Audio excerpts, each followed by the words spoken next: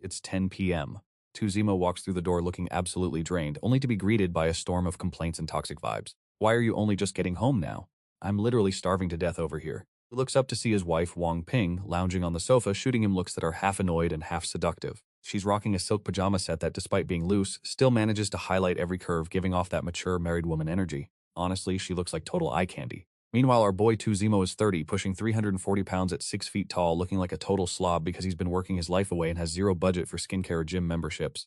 But Tuzimo is actually vibing with his current life. He's got a stable job bringing in $12,000 a month, not a fortune, but enough to live comfortably in the city. His parents covered the house, and he's cruising in a $190,000 car.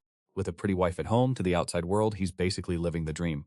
Why didn't you just order takeout? Even though he's exhausted, Tuzimo drags himself toward the sofa. Why do men even grind their lives away working? Isn't it just to keep the wife and kids happy? A pretty wife is the ultimate motivation, bro. Where are we supposed to get the money for takeout? Wang Ping stops him with a foot to the chest, looking at him with pure disgust.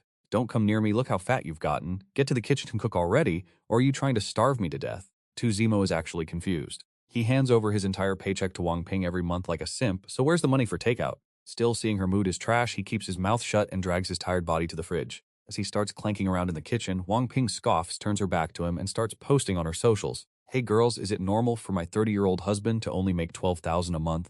The comment section goes nuclear immediately. Girl, that salary is straight up embarrassing. My man is only 26 and brought home $36,000 last month, and your husband is 30? You're kidding, right? My bestie's husband makes way more than that just from his side hustle. Dump him, sis. This type of guy has zero ambition. What kind of future are you even building with him? Stop letting him drag you down and just cut your losses. Wang Ping reads the comments, and her resentment starts bubbling up like a rising tide. The more she scrolls, the more she feels like marrying Tuzimo was a massive L. She only went for him because he was stable, a family man, and his parents owned a place. But look at him now. Her bestie's husband is clearing 6 figures, owns multiple properties, or is a high-ranking official with a golden rice bowl. And what about Tuzimo? Low salary aside, the guy has zero romance in it. Everyone else's husband is out here planning romantic surprises, while her life is as stagnant as a puddle. She gives him $500 in pocket money every month. He just spends it on cigarettes and gas, like put in some effort, bro. If he saved up for a few months, he could have at least bought her a decent gift. Just as she's spiraling into rage, her phone lights up with a notification from her little brother. As soon as she sees Wang Shang is calling, Wang Ping sits up straight and her voice turns super sweet. Hello? Hey Jiang. What's up? Sis, I'm still 30,000 short for my wedding photo shoot. Hey, didn't you say you were sending the cash over today? I've already locked in the studio. We're shooting tomorrow, bro. Wang Shang's carefree, entitled voice blasted through the phone speaker. Wang Ping's face went completely blank. She'd literally just sent her brother the last 50,000 bucks in her account this afternoon so he could put a down payment on a car to impress his future wife, which is why she's been living off ramen and takeout recently. She glanced over at Shuzimo, who was busy cooking in the kitchen. Her heart skipped a beat and her voice wavered with genuine panic. Xiaocheng, don't rush. Things are a bit tight on my end right now. My husband hasn't been paid his monthly salary yet. It should be another few days. What? A few more days? Are you kidding me? Wang Shang immediately started whining like a spoiled brat. Sis, I've already booked everything. Tell your husband to figure it out, or my wedding photos with Xiao Li are going to be ruined. Wang Ping hung up the phone, the anxiety on her face impossible to hide anymore. She took a deep breath, marched toward the kitchen, and yelled, Shuzimo, when exactly is your salary getting paid this month? I thought you were getting a bonus too, right? Shuzimo was busy ladling pork rib soup into a clay pot. He looked up, wiped his hands, and explained helplessly, the boss is away on a business trip. He won't be back for another 2 or 3 days to sign off on payroll. That's just how small companies work. The process is a nightmare. The bonus is supposed to come with the salary. How are they going to pay it separately?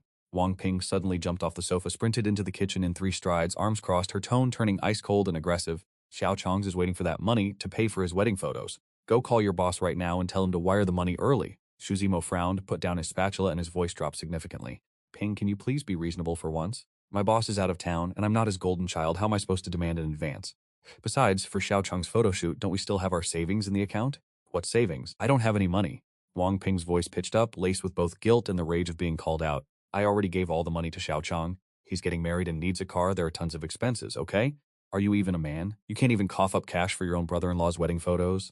Just as Shuzimo was about to fire back, his phone started ringing like crazy. He pulled it out and saw it was a call from his dad. His heart sank instantly. His father rarely calls him out of the blue unless it's a total emergency. He picked up.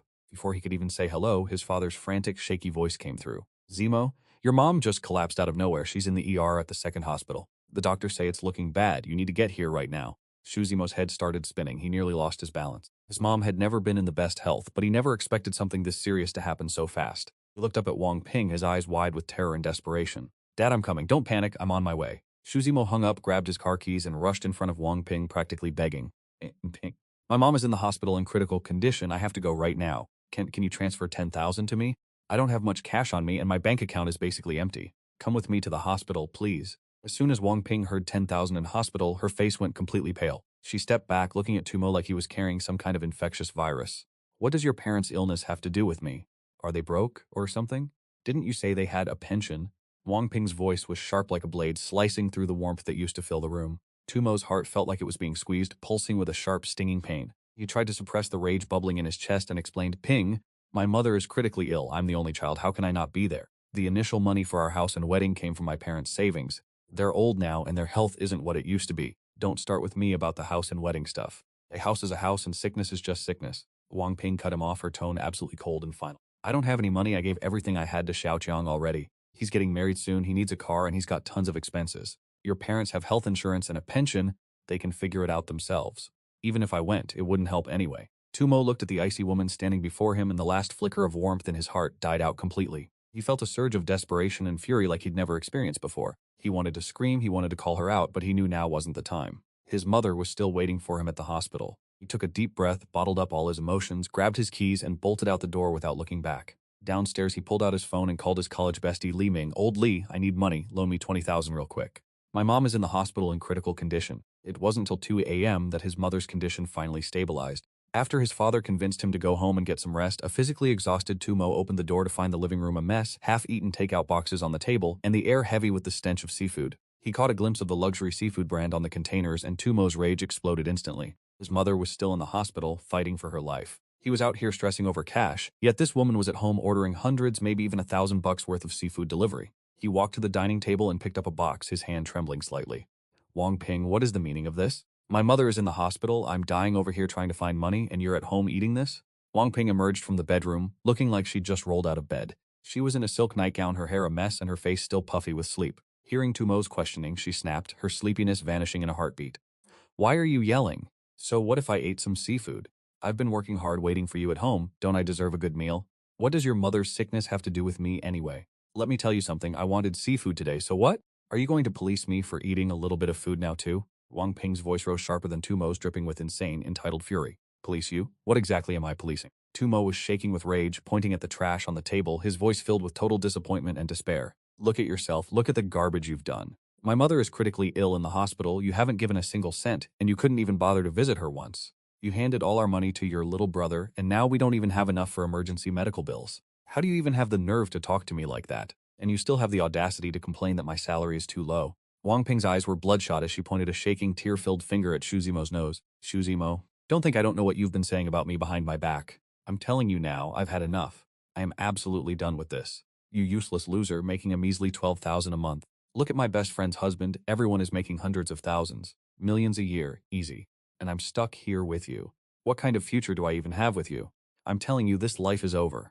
Divorce. We are getting a divorce. Divorce. Shuzimo looked at the hysterical woman in front of him, suddenly feeling an exhaustion he had never known before. 7 years of marriage, he gave her everything, but what did he get in return? Endless nagging, senseless drama, and a heart colder than ice. Her selfishness when his parents were in trouble hit him with a bone-chilling realization.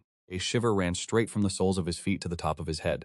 Watching her face twisted in rage, he suddenly felt like none of this mattered anymore. Fine. Shuzimo's voice was soft but carried a weight of absolute finality. Let's get the divorce then. The moment the words left his lips, a cold mechanical voice echoed in his brain, like a literal explosion in the depths of his soul that made his scalp tingle. Ding, host has decided to initiate divorce. The ultimate sugar daddy system is beginning its activation countdown. Shuzimo froze, momentarily convinced he was just hallucinating from pure burnout. He rubbed his temples, trying to steady his thoughts. Countdown. 3, 2, 1. Congrats, host. The ultimate sugar daddy system has been successfully activated. Complete the divorce proceedings to claim your newbie gift pack. This will unlock all system functions. Shuzimo's pupils dilated as he stared at Wang Ping, who was still busy ranting, completely unaware of the seismic shift happening in his life right now. He wasn't hallucinating. That voice was terrifyingly real. The divorce system, a wave of pure insane adrenaline mixed with confusion, flooded his exhausted body. Shuzimo looked in the mirror at his love handles and growing double chin, letting out a soft sigh. Even with his home life imploding, a spark returned to his eyes. If he finished this divorce, he'd get that newbie pack and unlock the system. After the 30-day cooling-off period, Wang Ping finally got her wish and held that divorce certificate in her hands. The second she stepped out of the Civil Affairs Bureau, she hopped into a BMW. The person in the driver's seat was her bestie. Huang Yuqing, congrats Ping. You're finally free from that loser. Lu Jun invited us to the fisherman's wharf for lobster. You're coming with us, right? Sure. Wang Ping hesitated for a split second before agreeing. The very day they signed the papers, she had already moved out to live with Huang Yuqing. All month, Huang Yuqing had been singing Lu Jun's praises in her ear. They were all classmates back in the day, but Wang Ping had originally picked the hot athlete Xu Zimo who lived for the basketball court. As for Xu Zimo, the second he got his copy of the divorce certificate, he scrambled to check his system interface. Congrats, host, for completing the mission. You have received the newbie gift pack. This system is a mission trading platform. Just complete the daily tasks to bag the loot. Xu Zimo skimmed through the details and wasted no time opening the newbie gift pack. A real sugar daddy gotta have his own luxury pad, obviously. Reward. A massive 88 square m luxury penthouse at Zhangtan Bay, 2 parking spots with 50 years of management fees covered, plus a sweet 10 million yuan renovation budget. Note the reno cash is strictly for this penthouse only. Zhangtan Bay, plus a 488 skim luxury crib with a 10 million budgeman. The system is actually goated. It knew our boy was too broke for management fees and high-end furniture, so it fronted the cash. Without that, he'd probably own the place but couldn't afford to even live in it. After playing it cool, Xu hit up his phone to look up Zhangtan Bay. It's like the crown jewel of Changsha luxury real estate, the trendiest spot in the whole city. But the most important flex, the price tag. A 48 scrim unit goes for at least 35,000 yuan per square meter. That means this luxury penthouse is worth a casual 17 million yuan. Talk about a billionaire tier flex.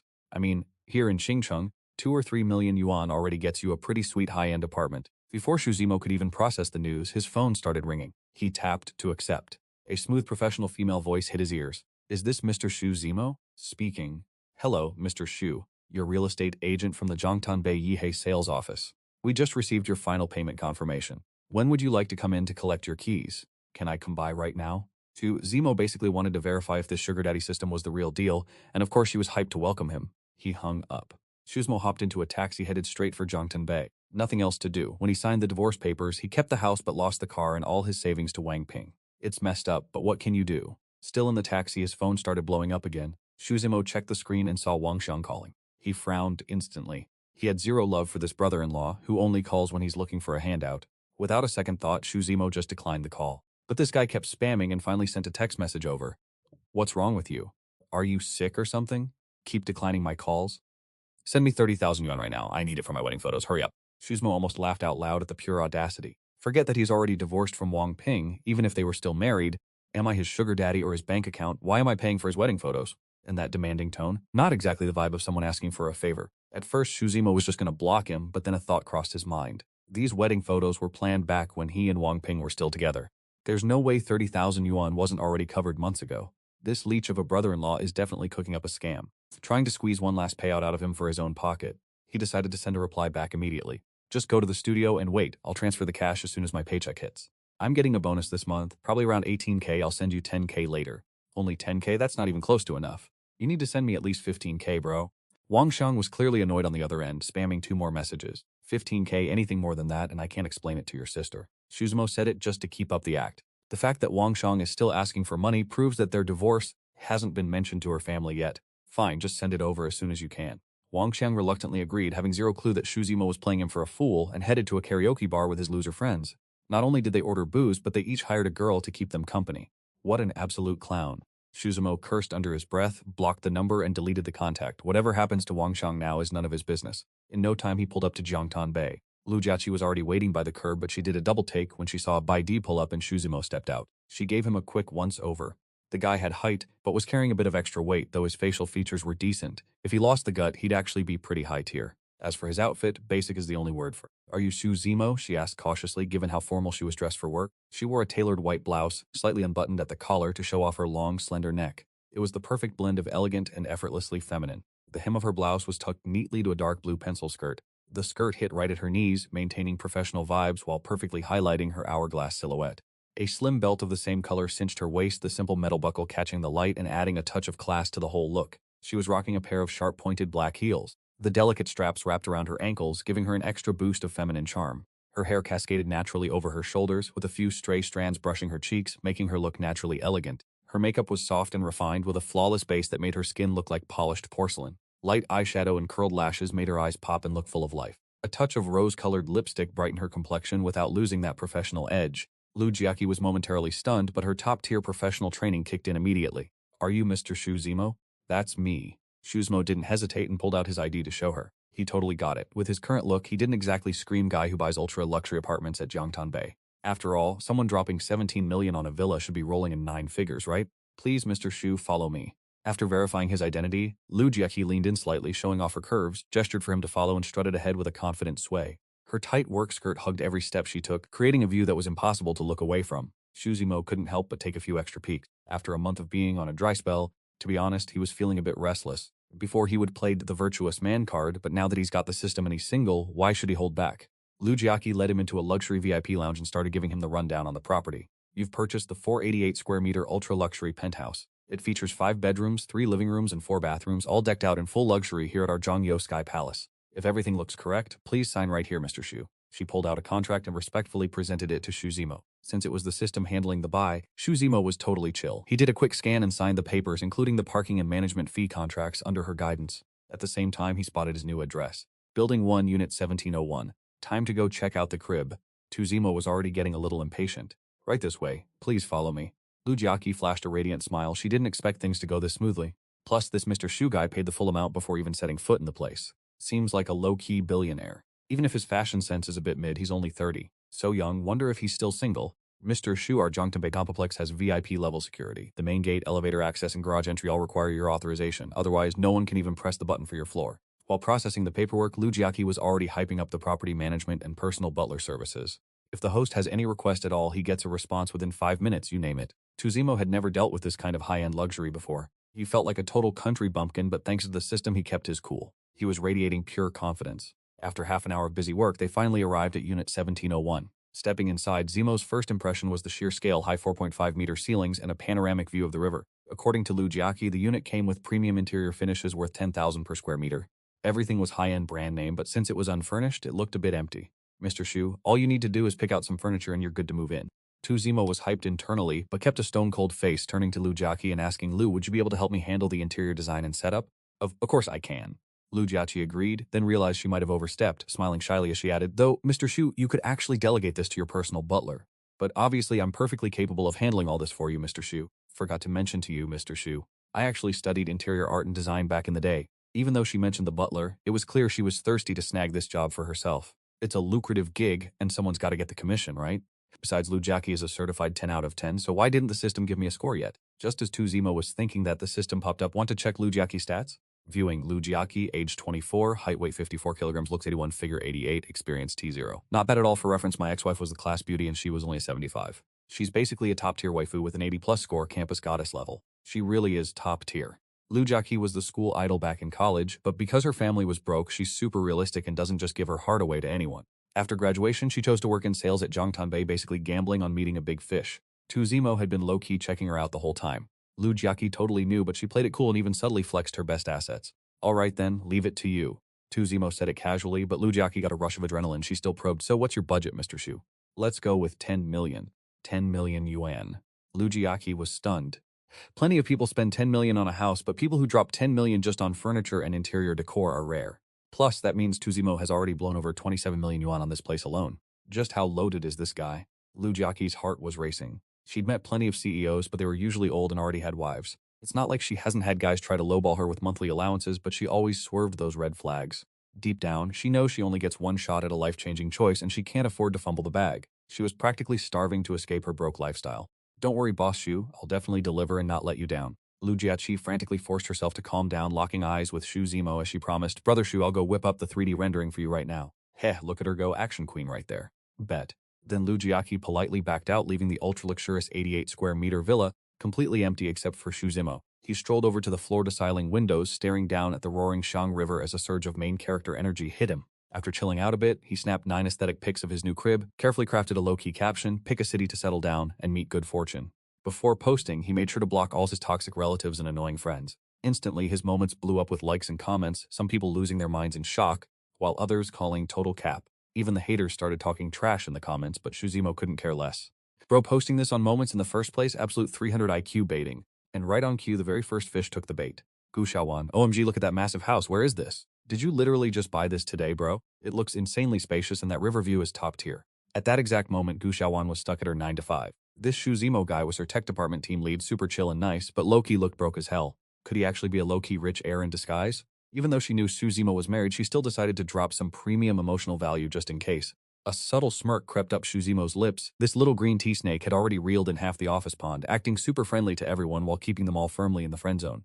Some poor simps in the office were already brainwashed to the max, spending their entire paycheck on her gifts while failing to even hold her hand. If it were the old him, Shuzimo would have run for the hills, but now, playing along with this clown show sounds like absolute comedy. In a flash, a green bubble notification pinged on his screen. Gu Xiaowan brother Shu, where did you even buy this house? Shuzimo.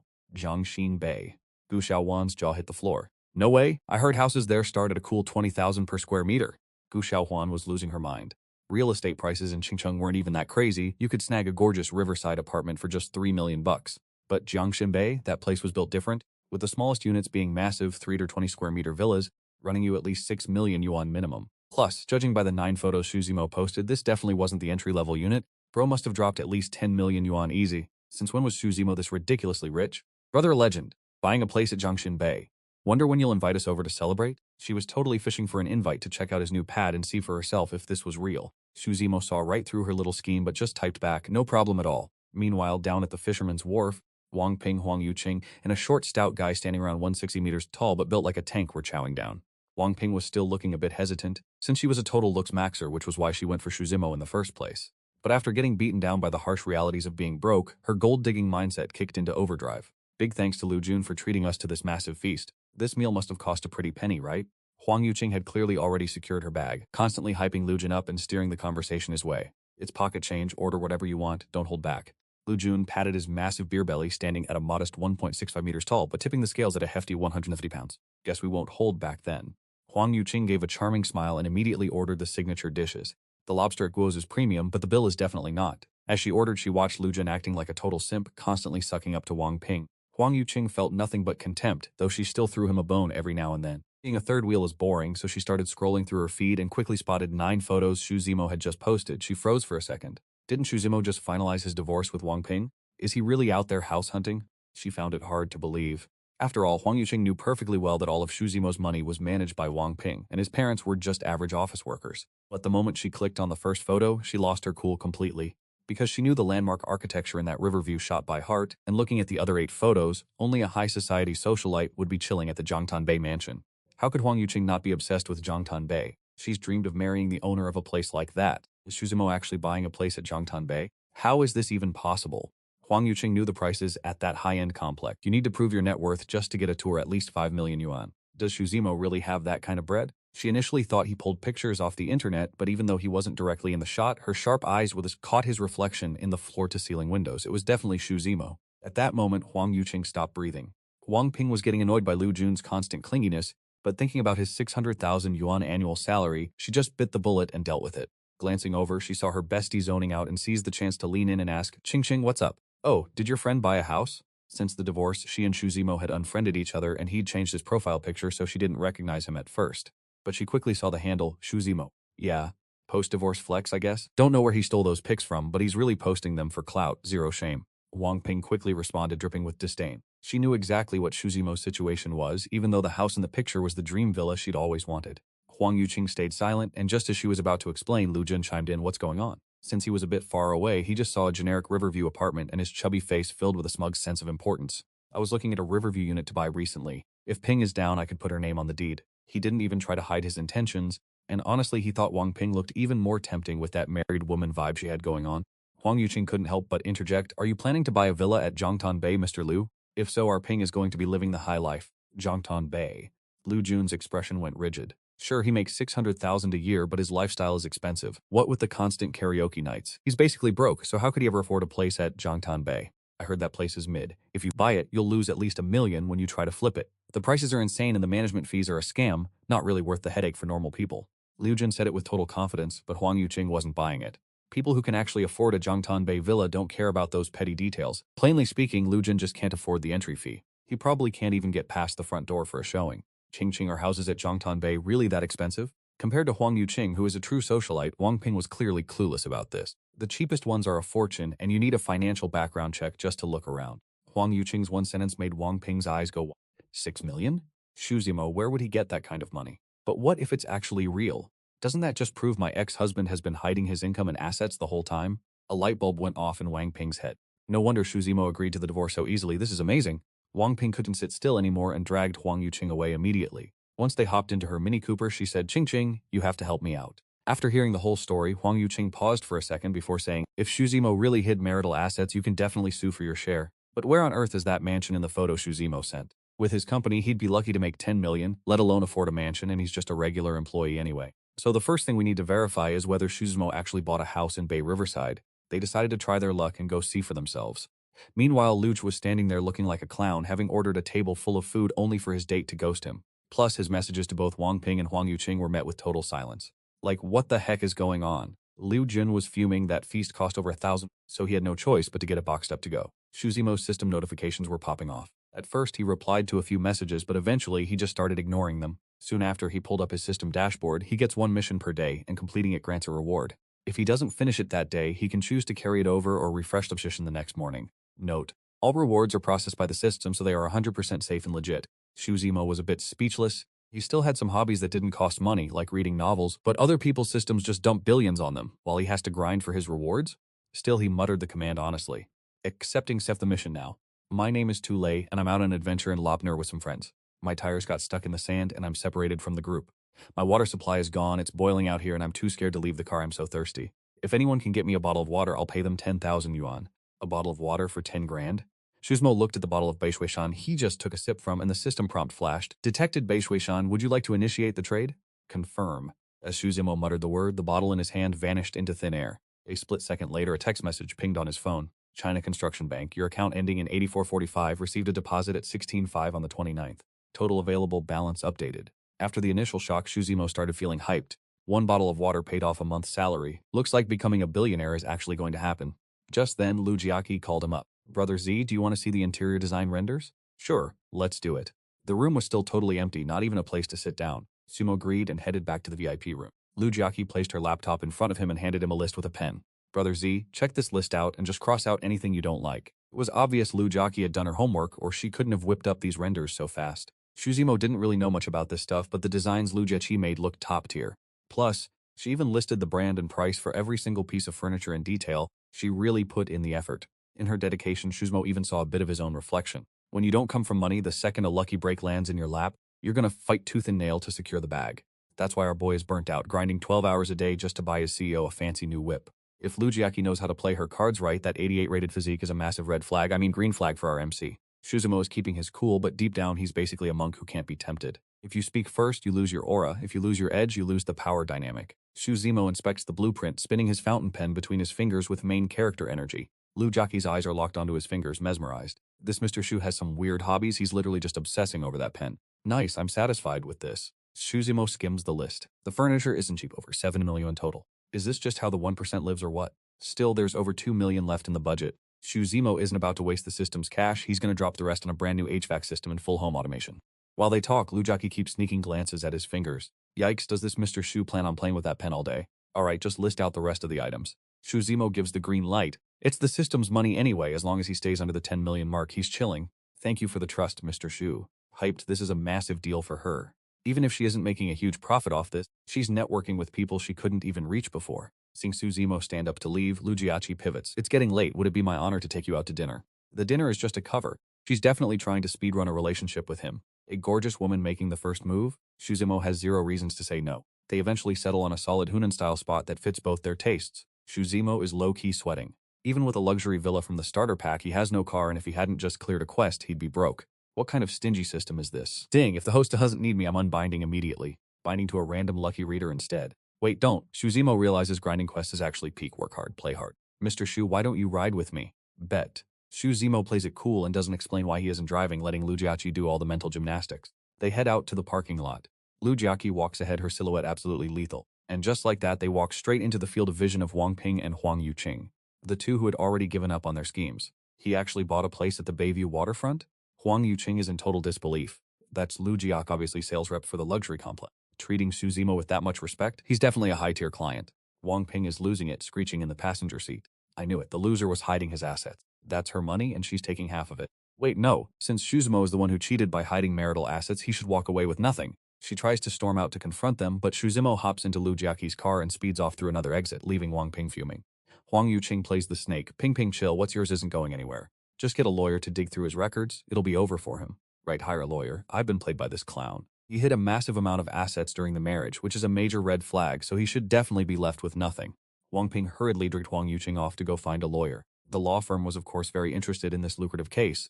If Shuzimo really did hide marital assets, even if a total clean break isn't guaranteed, the legal fees alone from such a massive fortune would be a fat paycheck. Naturally, the lawyer treated them like VIP. Lawyer Chen, you absolutely have to make sure he leaves with nothing. Wang Ping's head was already filled with fantasies of millions, dreaming of snatching that luxury mansion all for herself. Sis Wang, don't rush. Our firm can request the authority to investigate all assets under your ex-husband's name, but it's going to take some time. You still need time? Why can't we just do it now? Wang Ping was super impatient, acting like she was terrified Xu Zimo would blow her money. Lawyer Chen was losing it but stayed patient, explaining the law while assuring her that all evidence must be legally sound, telling her, don't worry, as long as your ex-husband hid marital assets, no matter how much time has passed, we can claw it all back for you. With no other options, Wang Ping had to head back to Huang Yuqing's place to wait for updates. Meanwhile, Wang Shang and his crew were having the time of their lives. He even had 2 girls by his side living his best life. Pure vibes, honestly. The bar tab for the drinks was covered, but the extra services he ordered he had to pay for himself. With the 15,000 yuan Xu Zimo promised, he had more than enough cash to flex. Bro, stop touching, just sing a song. One girl with heavy makeup beside him couldn't even stand his behavior anymore. Her silk stockings were ripped to shreds everywhere. Like, has this guy seriously never seen a woman before? Wang Xiang was also struggling. Even though his girlfriend was a total baddie, they weren't married yet, so she wouldn't let him touch anything. Even though he was still studying for his civil service exams and broke, he did have a great sister to mooch off of. He estimated the drink prices, whispered in a girl's ear for a bit, and then they ducked into the restroom. A minute later, Wang Xiang walked out of the bathroom, lit up a cigarette, and entered a state of complete post-nut enlightenment. Brother Qiang, my place is texting me to head back, maybe we should bounce? A friend leaned in close after checking his phone. Fine. Wang Xiang was feeling bored anyway and immediately pulled up WeChat. The next second, his brow furrowed. It was already 5 p.m. and Shusimo still hadn't transferred him the cash. A surge of rage hit him, and he immediately started typing, "What the hell are you doing? Why haven't you transferred my money yet?" His tone was as toxic as ever, but all he saw was a glaring red exclamation mark on his screen. Wang Xiang was stunned. This loser brother-in-law, who used to cater to his every whim, had actually blocked him. Mind you, the Wang family never liked Xu Zimo, mostly because he was a broke bottom feeder. Wang Xiang felt this brother-in-law was completely beneath his sister, so he never even gave him the respect of calling him brother-in-law. After the initial shock, Wang Xiang quickly regained his composure and a fire of pure spite ignited in his chest.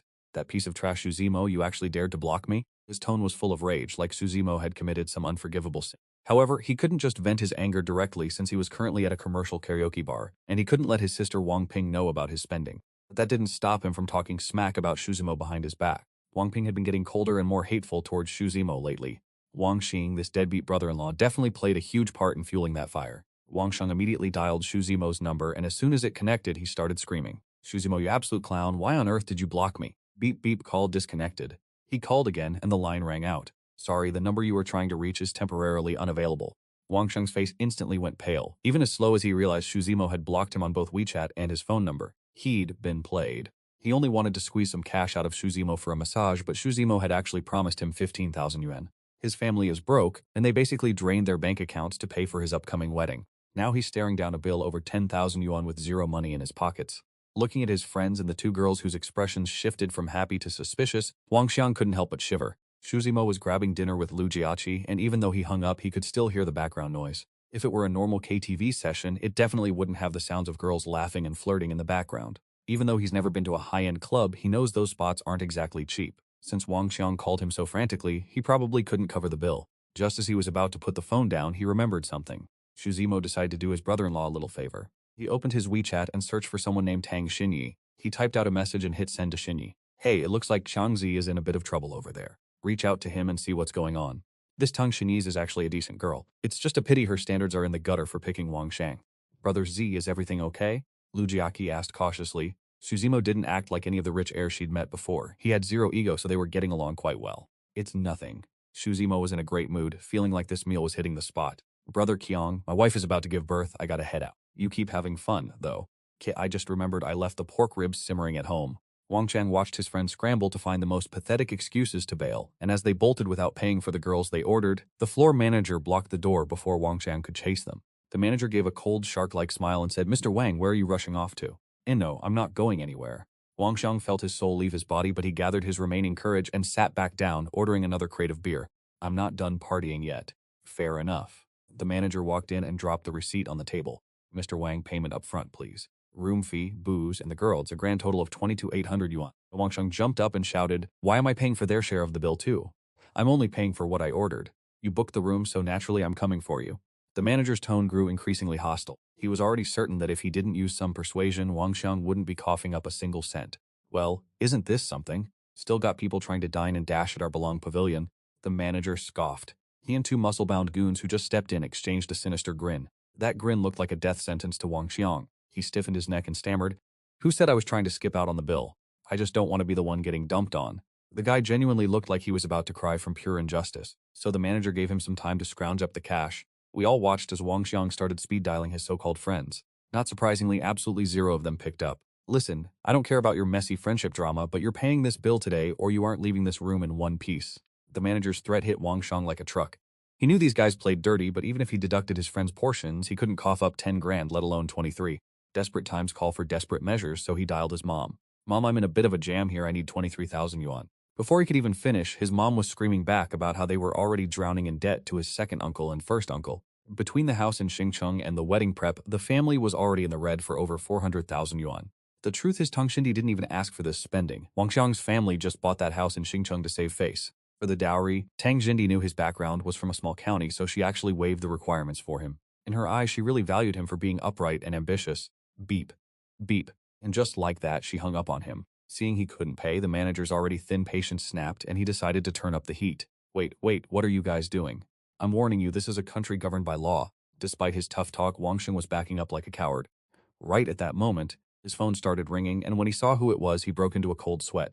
It was Baby, his fiancée Tang Xindi. He'd been simping for this girl since freshman year, grinding for 4 years without even getting a handhold, and he never complained once. After all that work, he was finally at the finish line. Obviously, Wang Xiang didn't dare pick up. Just as he tried to pocket the phone, the manager snatched it right out of his hand. "Hey, that's mine. Give it back." He tried to lunge for it, but two muscle-bound bouncers pinned him to the floor instantly. No matter how much he squirmed or yelled, he was stuck. To Wang Xiang's absolute horror, the manager answered the call and put it on speaker. Hello? Who is this?" Tang Xindi sounded confused. She only called because Xu Zimo tipped her off that the wedding was coming up and she was worried about him. She definitely wasn't expecting some random dude to pick up. "This is Belong Pavilion.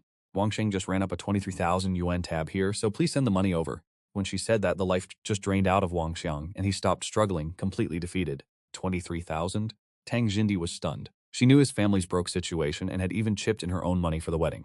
And here he was blowing 23,000 yuan behind her back. Once the manager listed all the expenses, there was a long, painful silence on the other end. The image of the upright and honest Wang Xiang that she'd built up in her head just shattered into a million pieces. Let him deal with the consequences of his own trashy actions. Click. She hung up on him. A few moments later, miserable screams started echoing out of the private room. Finally, under the manager's persuasion, Wang Xiang was forced to call Wang Ping. She was busy plotting with Huang Yuqing on how to leave Xu Zimo penniless when her deadbeat brother's call came in. "Sis, help me. You have to save me." As soon as Wang Ping heard what happened, she almost hung up on him too. "Sis, if you don't bring the money, they're literally going to end me." Hearing Wang Xiang's pathetic screaming, she still couldn't bring herself to cut him off. "Ping, what's wrong?" Yuqing was slightly curious, wondering why her face changed color so fast. "It's nothing, just some toxic family drama that's too embarrassing to air out." Wang Ping didn't tell the truth, but since her brother was in trouble, she was stuck in a massive dilemma. She finally bit the bullet and asked Huang Yuqing, "Can you spot me some cash?" Even though she's divorced, she didn't manage to score a single cent in the settlement. Who told her to dump all her life savings into that deadbeat brother Wang Xiang anyway? A flicker of hesitation flashed across Huang Yuqing's face, but she still asked, "How much do you need?" 23,000. That much? Huang Yuqing tries to maintain her high-class goddess image, but despite the fancy exterior, she's actually broke as a joke. "Qing, I'm really desperate. Once I get my divorce settlement from Zimo, I'll pay you back immediately." It's not that Huang Yuqing doesn't trust her, but she literally doesn't have the cash, so she said, Ping, you know my situation. Just splurged on that fairy water tonic, but even if I'm broke, you could always borrow from Ma Ba. Even though the interest rates are predatory, Wang Ping gritted her teeth and went for it, knowing her brother was getting hammered. Of course, Xu Zimo had absolutely no clue about any of this drama. He finished paying the bill and decided to just grab a taxi home. Looking at the nearly empty apartment, he didn't feel depressed at all. Once the riverfront villa is fully decked out, he's moving in anyway. Might as well just sell this place. Just like that, the clock struck 12. The Big Boss system missions just refreshed. Task loading. I'm an accountant. Those girls online were just way too hot. I just couldn't help myself. I embezzled over 13 million yuan from the company account into those streaming platforms. Things went south real fast. Now I'm looking at 10 years in the slammer. Honestly, I deserve it. How could an ugly, broke, bottom feeder like me ever stand a chance with those girls? Plus, none of that money was even mine to begin with. But man, I regret everything now. Prison life is not for humans, it's dry, boring, and I'm constantly catching hands for my cellmates. I'm getting used to it, but the soul-crushing boredom is killing me. If only someone could slide me a novel to pass the time, that would be a godsend. I've still got some diamonds sitting in my Douyin account. I'm willing to trade 1 million diamonds for just one decent novel. 1 million diamonds for a single book? Shuzimo found the whole thing pretty mid. Those Douyin diamonds are completely useless to him. Even though 1 million diamonds equals about 100,000 yuan, which isn't exactly chump change, is this accountant's money even legal to touch? So he checked with the system. The system replied, all rewards provided by this system have been laundered and are 100% safe to use.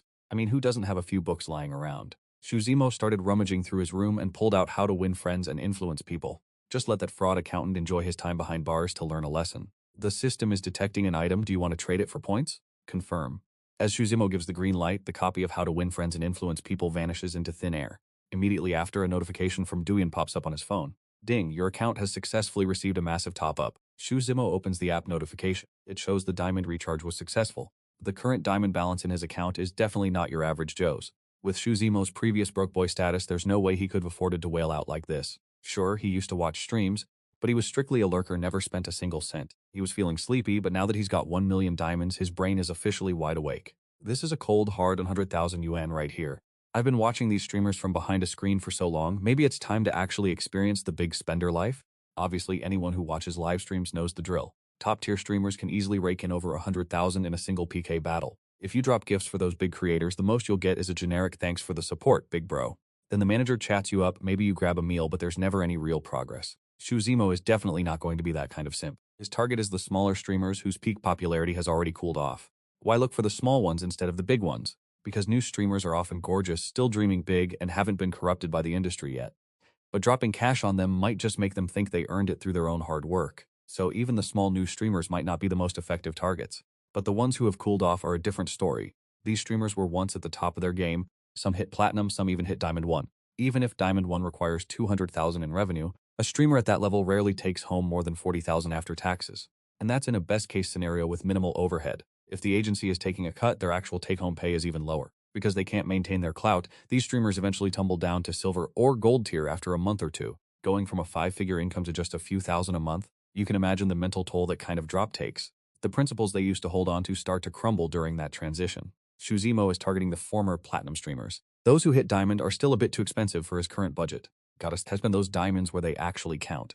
Even though Douyin started late, they have massive traffic, but most streamers just have empty views with very little actual spending. And the people who are spending are usually broke salarymen eating instant noodles just to support their goddess, thinking she'll notice them. Spoiler alert, she won't. Of course, there are also the casuals who just spend for the fun of it. These guys usually have high incomes, don't care about the money, and spend strictly based on their mood. But there are even more people who spend with very specific intentions. Shuzimo isn't here to waste his money. He navigates the app's nearby tab to find his target. Shuzimo doesn't hesitate and clicks on the local section. No surprise, it's a parade of pretty faces, but how many are actually naturally beautiful? Nobody knows. This is why the truly talented, good-looking streamers often struggle to get ahead on the platform. Shuzimo isn't rushing to spend. He has limited diamonds, so he starts scouting carefully. When he finds someone decent, he checks their profile, their gift history, and their PK ranking. Most streamers are bronze or silver. Gold is already a rarity. Their gift display cases are mostly filled with cheap basic items. Shuzimo is primarily hunting for the streamers who have a solid history of performance. If they were already ranked for over a year, no matter their current status, Shuzimo would just scroll right past them. These streamers might look like they have a low rank, but they've been grinding for over a year. Actual income isn't always reflected in just a rank, you know? What Shuzimo is really hunting for are the ones who just started streaming a few months ago. Those are the streamers who likely haven't been corrupted by the industry yet. Plus, because they haven't really popped off yet, they're feeling the pressure, and having been at it for a few months, they're getting desperate. They've been around long enough to realize how the dark side of the streaming game actually works. Because of that anxiety, they've ditched the "I'm too good for this" diva act they had when they first started. For these streamers, you just need to drop a little bit of cash, slide into their DMs to get their info, and boom, you've got a date to talk investment opportunities or whatever. Jiang Yue has been streaming full-time for exactly 3 months now. When she first started, the platform gave her a pretty solid traffic boost. Her peak viewer count actually hit over 1,000. Back then, some big spending whales were showering her with planes, yachts, and all the high-tier gifts. In her first month, she hit platinum rank and took home over 20,000 yuan after taxes.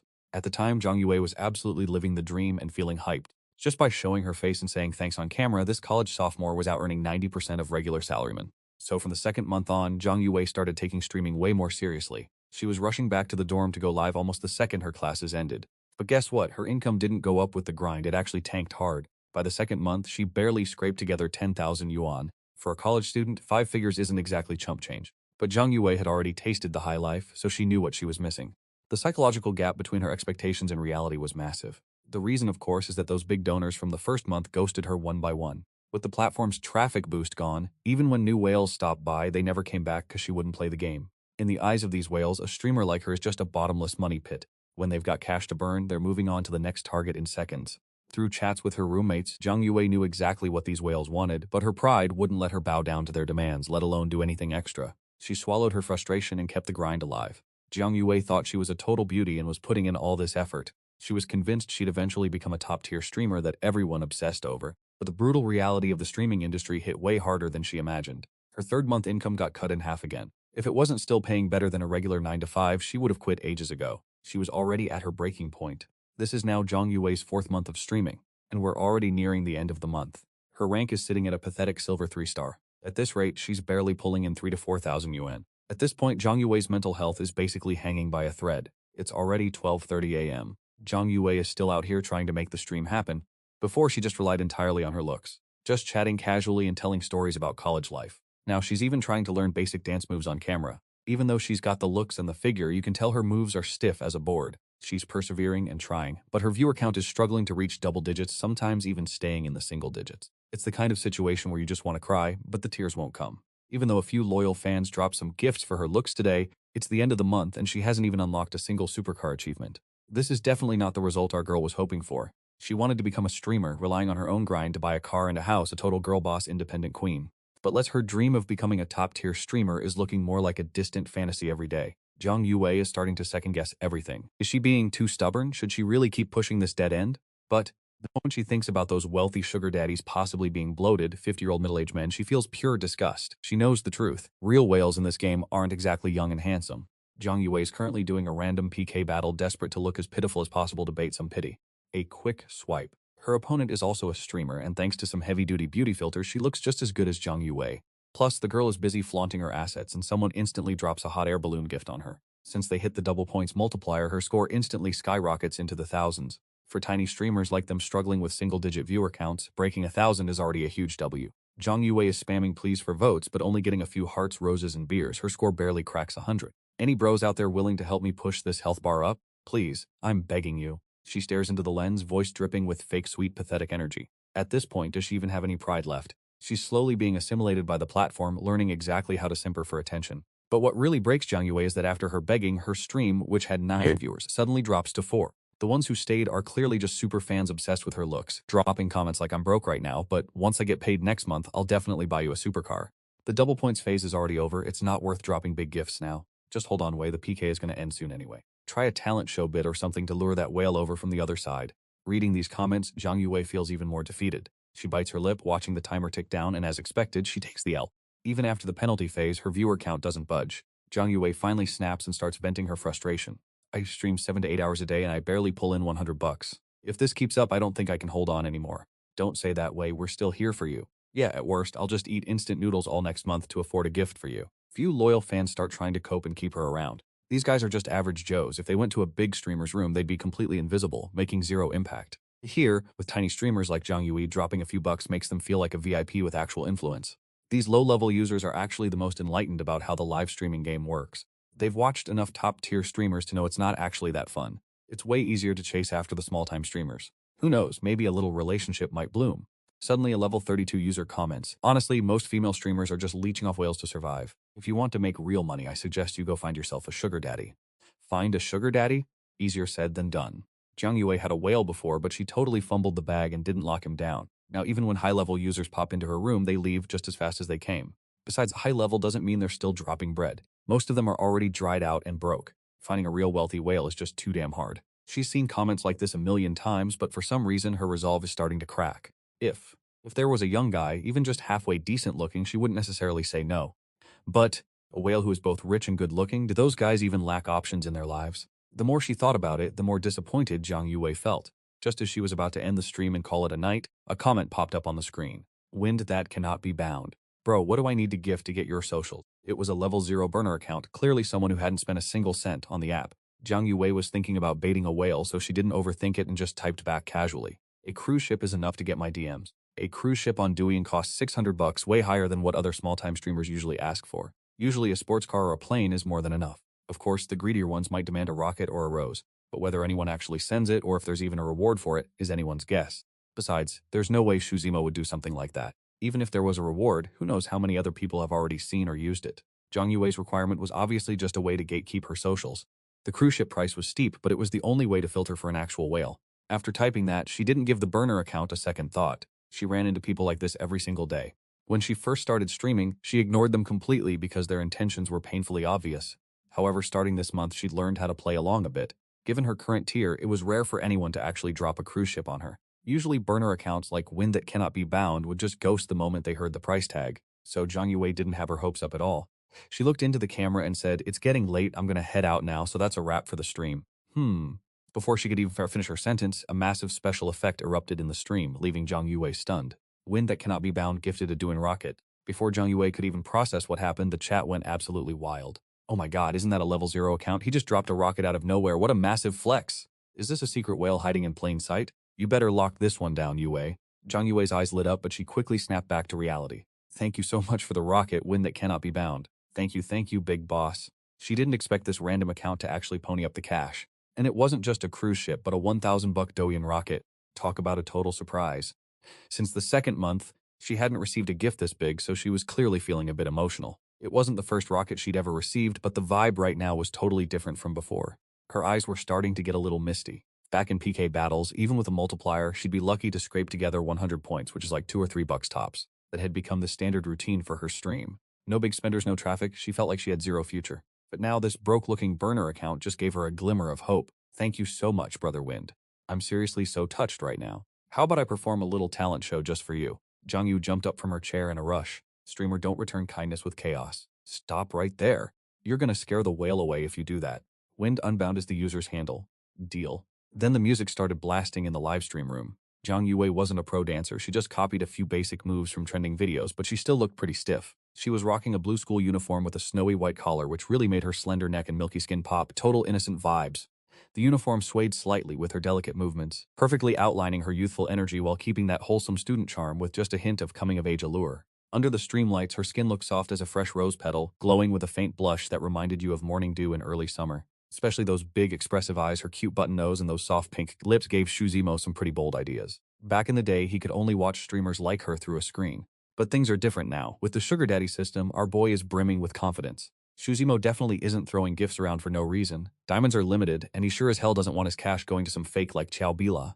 When he randomly stumbled into Zhang Yue's stream, he used the system to scan her stats. Name, Zhang Yue, age 20, height 165 centimeters, weight, beauty, 85 physique, 82 experience. This is strictly top-tier school idol material. Even if her dancing is a bit mid, those stiff moves combined with her pure visuals hit different. Zhang Yue went all out, performing 3 or 4 popular hand dances in a row just to show she was serious. Wind Unbound is actually not bad, he thought. Then the flashy gift animation took over the entire screen again. Wind Unbound gifted the one top-tier gift to Douyin 1. Oh my god, this is a real big shot. He actually sent 2 top-tier gifts just like that. Bro is too generous, that's enough to level up a whole PK battle. Wei Wei is eating good tonight. Even with few viewers, the chat was absolutely popping off. Zhang Yue couldn't believe this random account just dropped another top-tier gift. "Thank you, Mr. Wind. Thanks so much for the top-tier gift, Mr. Wind." Sniff, sniff. Wei Wei is honestly so touched right now. She kept making heart shapes at the camera, her face blushing from the excitement, looking all flustered and cute. This is the real-life portrait of a small-time streamer who's been through the ringer and is desperate for a break. Zhang Yue only had one thought in her head right now. She has to do whatever it takes to keep this big whale. She was moved and her heart was racing, but she was also stressed. Low-key worried that Wind Unbound might be one of those creepy, powerful old dudes. If that's the case, what am I supposed to do? After all, Wind Unbound dropped those expensive gifts specifically to get her WeChat contact. The hidden agenda is real. Honestly, Zhang Yue knows that if he asks for something she can't deliver, all this fame and fortune is just a mirage gone in a heartbeat. That is definitely not the outcome she wants. Shortly after, Shuzimo didn't stick around, keeping that mysterious big boss persona intact. Seeing Wind Unbound leave the room, Zhang Yue immediately ended the stream and sent him her WeChat ID. They connected in no time. Shu's WeChat profile was super low-key. His avatar was set to anima, and his feed only showed the last 3 days. After adding him, Zhang Yue peeked at his profile and saw a 9-grid photo collage of his massive luxury apartment. Even without a location tag, that high-end view from the floor-to-ceiling windows and the sheer scale of the place screamed insane wealth. Zhang Yue's first impression of this guy was that he was loaded, and she'd already mentally labeled him as a high-value target. This was a new whale entering the livestream scene, and she absolutely had to secure the bag. So Zhang Yu test drove a DM to see if he'd bite. "Thanks for the 2 #1 gifts, Brother Wind. Vivi was absolutely buzzing with excitement. Seriously, thank you so much, Brother Wind. Shuzumo actually saw her message already, but he wasn't in any rush to reply. Replying instantly would just make him look desperate and cheap. He kept scrolling through live streams, keeping an eye out for any streamers that matched his aesthetic. But when he used his system to scan their info, their real-life looks and stats were honestly kind of a flop. On screen, they looked just as good as Zhang Yue, but after checking 5 girls, the highest one barely scraped a 70 on the scale and the lowest was a tragic 52.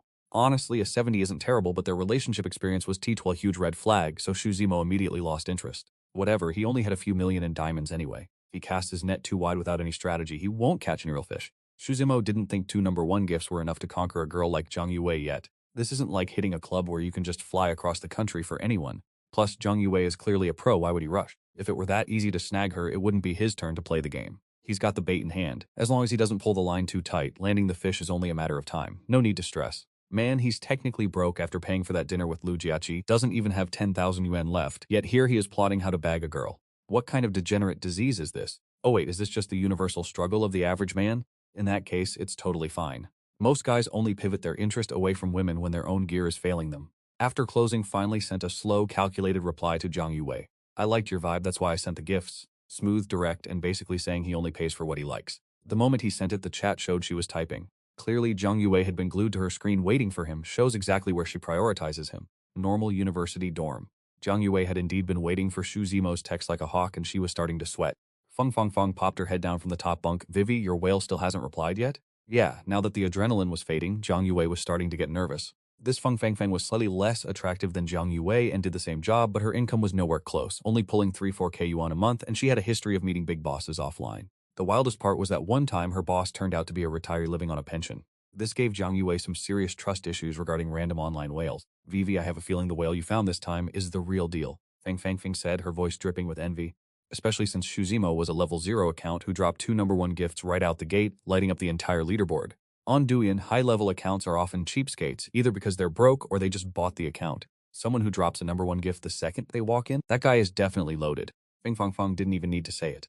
Zhang Yue knew. While waiting for his reply, she'd stared at those 9 photos on his profile 100 times, even reverse-searching that river landscape. It turned out to be in Jingcheng. She didn't know what Binjiang Bay meant at first, but after checking the real estate prices, she couldn't keep her cool. The cheapest units were at least 6 million yuan. Given Zhang Yue was just a sophomore with a middle-class background, her perspective was limited, so she couldn't tell exactly how many square meters the place was, but this new brother was definitely big money. Vivi, you better secure this bag. If you can't handle him, just pass him over to me. If it works out, I'm definitely taking you out for a massive feast. Feng has been grinding on live streams since her freshman year. Zhang Yue only started streaming because of her mentorship. She's seen Zhang Yue reject one whale after another with her own eyes. What a total waste of potential. Back then, she was too shy to say anything to her face. Snatching a big-time donor isn't exactly a badge of honor, so she says it now like it's all just a joke. Zhang Yue definitely isn't looking for a free meal from her roommate, but just as she's about to reply, she sees Shuzimo's text. It's brutally blunt, exactly how she feared it would be. He's not even pretending to be a gentleman. Zhang Yue's palms start sweating as she grips her phone. If this was her first month streaming, she would have blocked a guy like this immediately. But now her resolve is starting to crumble. So Zhang Yue types back, thanks a lot, wind-loving one. So shy, so shy. VV is truly deeply touched. This is basically an entire month's salary for her already. She's definitely exaggerating a bit. After all, 2 top-tier gifts split up even after taxes aren't even worth 1,000 credits. Where are you located, Win-san? She's finally taking the initiative, and let's be real, she already knows the answer. This is another classic move Feng taught her. You have to be proactive and enthusiastic with these whales to make them feel like they could have you at any moment. That's how you keep them hooked. However, Feng also mentioned that this method doesn't work on actual whales. It only works on low-level salarymen who will sacrifice their whole paycheck just to keep the dream alive. The more they invest, the harder it is to quit, dragging them deeper into a bottomless pit of debt. I'm in Xincheng too. What a coincidence. Vivi is currently attending Xincheng Normal University. With that, Zhang Yue sends a few daily photos from school. Super pure, super innocent. Since her looks are solid 85, she's definitely top-tier campus goddess material. Few casual photos are all it takes to get Shuzimo's heart racing. Ever since Shuzimo started blowing up, Wang Ping treated him like absolute trash. For a whole year, she only acted nice when it was time to collect his monthly paycheck. Looking back, he was such a pathetic simp, mostly because he let outsiders get in his head about his car, his house, and his beautiful wife, which just made him spoil Wang Ping even more. Staring at the girl's charming smile in the photos, Shuzimo's fingers twitch. Such a coincidence. If you have time, we should meet up. I'll treat you to dinner. Since you're this pure and pretty, I bet you look absolutely stunning when you eat, right? He's still playing it slightly cool, but anyone with a brain knows exactly what he's implying. If you want to play the innocent card, sorry, but I'm out. It only cost me 20,000 diamonds anyway. You cast the line to see if there's a bite. If this fish doesn't want the bait, then just swap it out for another one. It's not like the app is short on beautiful streamers. Zhang Yue clearly didn't expect him to be this direct. Dinner. If it's just a meal, there's nothing wrong with it. It's just maintaining a relationship with a whale, right? But there's no way she doesn't understand Xu Zimo's real intentions. She hesitates for a good 5 minutes before typing out a response. Win-san, I'm not that kind of girl. Xu Zimo obviously knows she isn't, and he knows 2 gifts aren't enough to make her do anything shady. I know, I just mean a simple dinner, but if you have any requests, feel free to name your price. Zhang Yue hesitates, unable to stop herself from asking Feng Feng Feng on the bunk above. Fang Fang, the whale who just sent me the top-tier gifts, wants to take me out to dinner. What should I do? Feng Fang Fang replies nonchalantly, it's just dinner. Go for it. Even top streamers take whales out to keep the relationship alive, but he told you to make a request? That's when Feng Fang Fang realizes it too. This whale is definitely not looking for a wholesome time. So just tell him to light up your entire gallery and buy out every single item in the mystery shop in one go.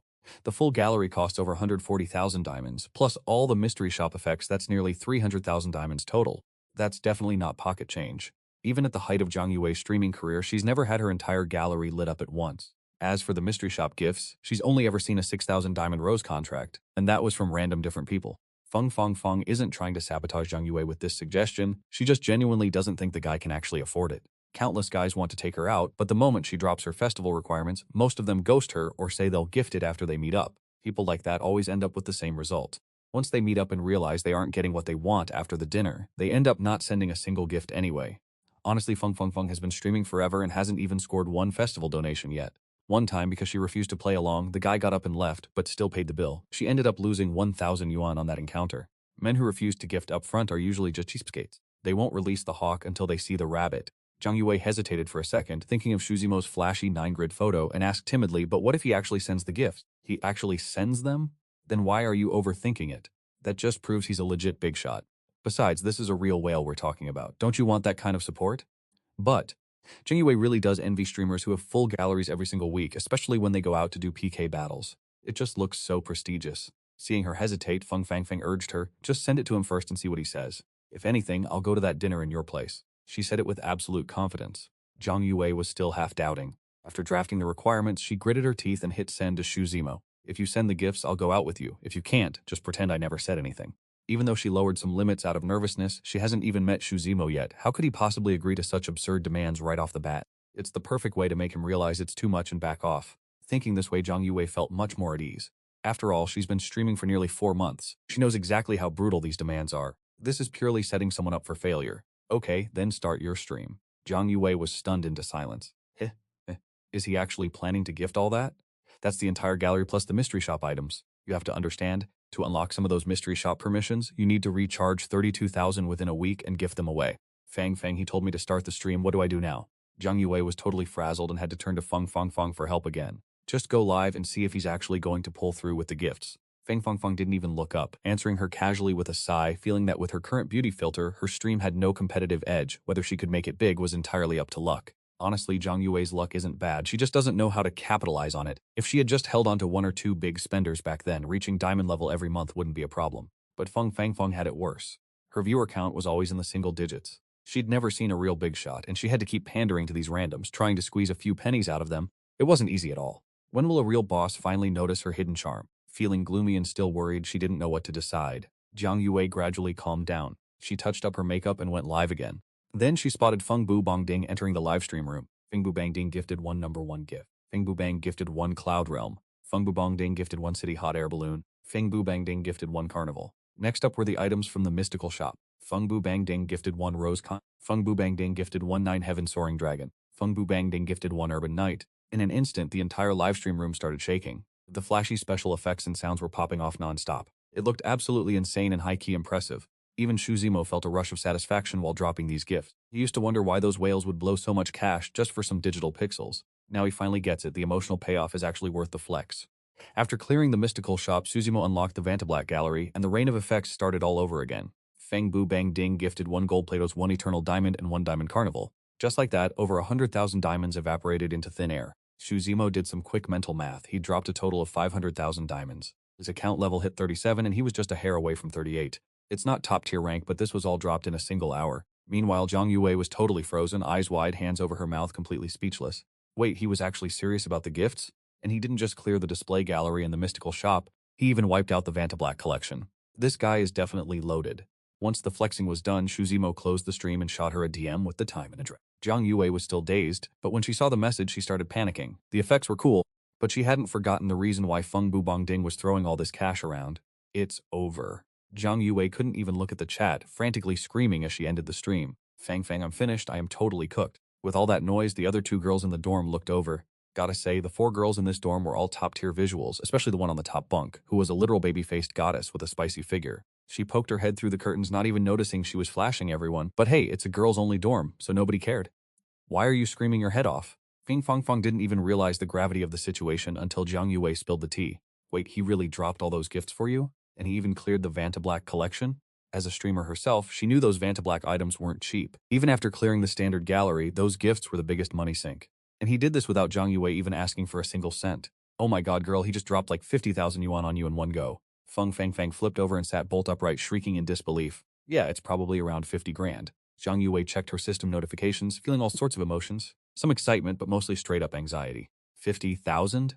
The other 2 roommates were equally stunned, looking at Zhang Yue with pure envy. They're just second-year students. Even after graduating, who knows if they'd ever land a job paying that kind of cash. Yet here's Zhang Yue making 50,000 yuan in one night, no, in just 1 hour. Even with the platform taking their cut and taxes deducted, that's still a massive bag. This is just too extra. I want to start streaming too, because this 1,000 yuan monthly allowance is barely keeping me alive. Lin Shuiao sighed from the bottom bunk. It's not an exaggeration, this is pure luck. She actually bagged a real whale, unlike me. I've been streaming for so long, and my best month was barely 6,000 bucks.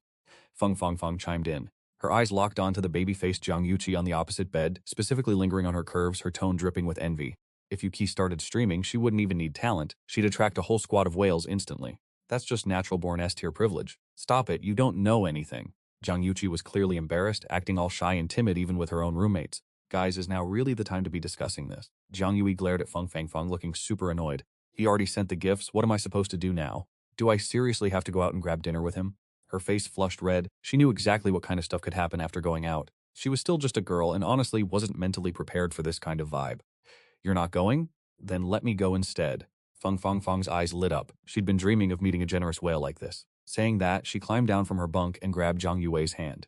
Wei. As your roommate and bestie, I can't just watch you suffer in this dilemma. Let me take the fall and suffer for you instead. Seeing her desperate expression, Zhang Yue actually started feeling a bit better about the whole situation. She pushed Feng Fang Fang's face away and snapped, Are you crazy? He sent the gifts to me. If you go instead, won't he get triggered? She sat down on her bed, phone in hand, trying to figure out how to reply. Yeah. The reason Zhang Yue was so anxious was mainly because of Feng Fang Fang. What if this guy was some total creep or a weirdo? After a long hesitation, Zhang Yue decided to meet the whale first. If he turned out to be some old geezer, she'd just ghost him, return the gifts, and call it a day. Thinking about that made her feel a lot more chill. She started typing. I'll go as long as it's not during class time. Then let's meet tonight at the St. Regis Chinese restaurant. Why did Shuzimo pick that spot? The St. Regis is the top-tier luxury hotel in the city. Plus, if things go well after dinner, they could just head straight to a room. As for the rest, even though he had a villa, Shuzimo only had about 9,000 bucks in cash left, so he couldn't go full-on whale mode yet. Besides, the St. Regis still maintains the aura of a high roller. Plus, in this city, prices aren't too insane, so 9,000 is plenty to book a decent room. In the chat box, Thea's typing, bubbles kept flickering on and off. Shuzimo just chilled and didn't rush her. About 3 minutes later, Zhang Yue finally sent a message. Alright, I'll see you then. Afterward, Shuzimo hurriedly booked the restaurant and the room. He snagged a window seat for a romantic vibe and booked a Caroline suite for the night. That's 2,007 bucks down. Shuzimo slept until the afternoon. He was done with the grind, no more part-time labor for this man.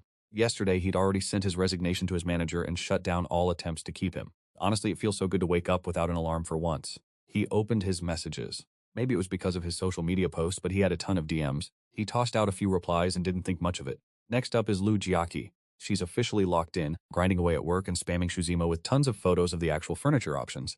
Honestly, Lu Jiaki is a total pro. She's super meticulous, giving the price and product details for everything, totally saving our boy the headache. After that, Shuzimo wakes up, handles his morning routine, and throws on something loose to hide his gut as he heads toward Zhang Yue. Throughout the entire day, she was basically daydreaming in class. As soon as school ended, she rushed back to the dorm and napped for half an hour.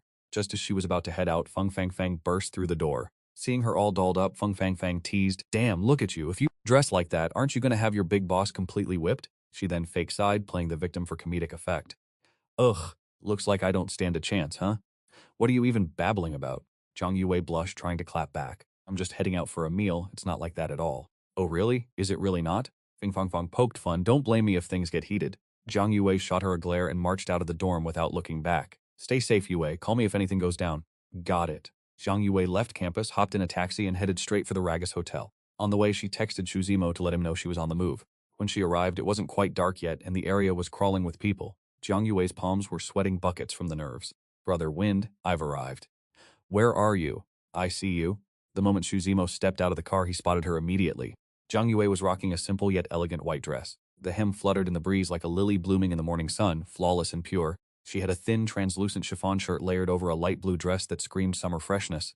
The sleeves were slightly rolled up, showing off her slender porcelain white wrists. She was wearing a low-key silver bracelet. Under the morning light, it gave off a subtle, modest shimmer that matched her vibe perfectly.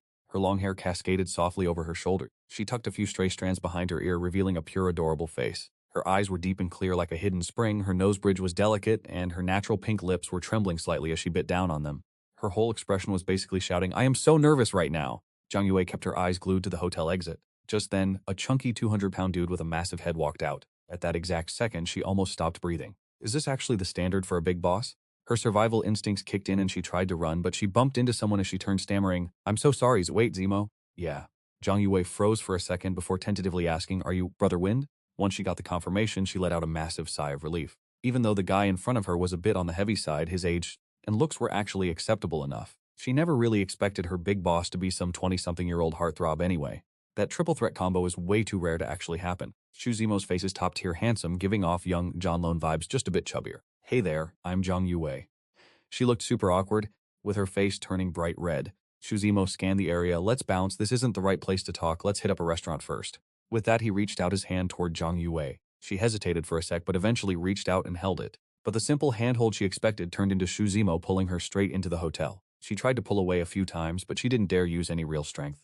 Once they got in the elevator, it was even harder to speak up with other people around. And just like that, her small hand stayed gripped tight as they headed to the 49th floor of the Regis Hotel. As soon as the elevator opened, the entrance to the Chinese restaurant was right there. The lobby wasn't massive, but with its elegant white aesthetic and gorgeous chandeliers, the vibe was pure luxury. Since they had a reservation, a server quickly led them to their seats and pulled the chairs out like a pro. That was when Shu Zemo finally let go of her hand, nice and casual. It was clearly Zhang Yue's first time at such a high-end spot, and she was totally stressed. She even refused when Shu Zemo offered to let her order. Shu Zemo just threw out a few random orders. Even so, neither of them was really focused on the food. One was nervous, the other was locked in. Once they were almost done, Zhang Yue finally gathered the courage to say, "Feng, Brother Z, honestly, those conditions weren't something I asked for." "Oh?" After that, Zhang Yue gave him the rundown. She didn't even know why she was explaining it. Maybe she just wanted to prove she wasn't a total gold digger? Shu Zemo obviously saw right through her. Looks like her roommate was the one pulling the strings behind the scenes, gifting a double #1 title. Sure, maybe it's just for dinner, but throwing in the full exhibition hall and mystery shop packages? Is that really just dinner anymore? If things go smooth today, he might have time to take that roommate out for a meal later too. Our boy isn't stingy after all. Brother Z, to be real, I've never actually dated anyone before. Saying that, Zhang Yue hung her head, blushing. "I don't have a girlfriend either," Shu Zemo said with a grin. "For real?" Zhang Yue suddenly looked up, her eyes lighting up instantly. Even though Shu Zemo is a bit on the thicker side, a lot of young girls these days are actually into that soft, cuddly aesthetic. Zhang Yue is exactly that type, plus Shu Zemo's tall frame makes him feel like a total safe space. "Of course, for real," Shu Zemo said, then settled the check. Since they only grabbed non-alcoholic drinks, it wasn't too pricey, only about 100. "Let's go, I'm taking you somewhere." Shu Zemo stood up and reached his hand out to Zhang Yue. She was visibly hesitant, her eyes shimmering with uncertainty. Go where?" "I've got a mission for you. If you nail it, I'll drop another full exhibition hall and mystery shop set on your stream." "How's that sound?" Shu Zemo leaned in close, whispering before adding, "Oh, and if we hit the PK battle, I'll drop an extra one on top of that too." Zhang Yue was definitely tempted. Even though Shu Zemo already gifted her before, that was just a random donation, not part of an actual PK war. The exhibition hall might have been lit up, but her actual live streamer level wouldn't budge from that alone. As a newbie streamer, she cares about her rank just as much as a gamer. She's craving that high-level status. Some streamers even sell their souls just for that clout and visibility. If Shu Zemo drops another hall during a high-stakes PK battle, Jiang could potentially climb all the way to diamond rank. "Wait, what? What kind of mission?" Zhang Yue asked, acting all curious. "My laptop has been having some hardware issues lately," Shu Zemo said, his eyes drifting down to her soft, rosy lips as he asked for her help. He thought she was wearing lipstick, but after eating and wiping her mouth, that color wasn't going anywhere. I mean, is she really the legendary S-tier campus goddess or what? "Laptop?" A flicker of confusion flashed in Zhang Yue's eyes. "But I don't really know how to fix computers." "Don't worry, I'll teach you." Zhang Yue was still trying to figure out why he couldn't just fix it himself, but before she knew it, he had already grabbed her hand. They walked out of the restaurant and headed straight for the elevator.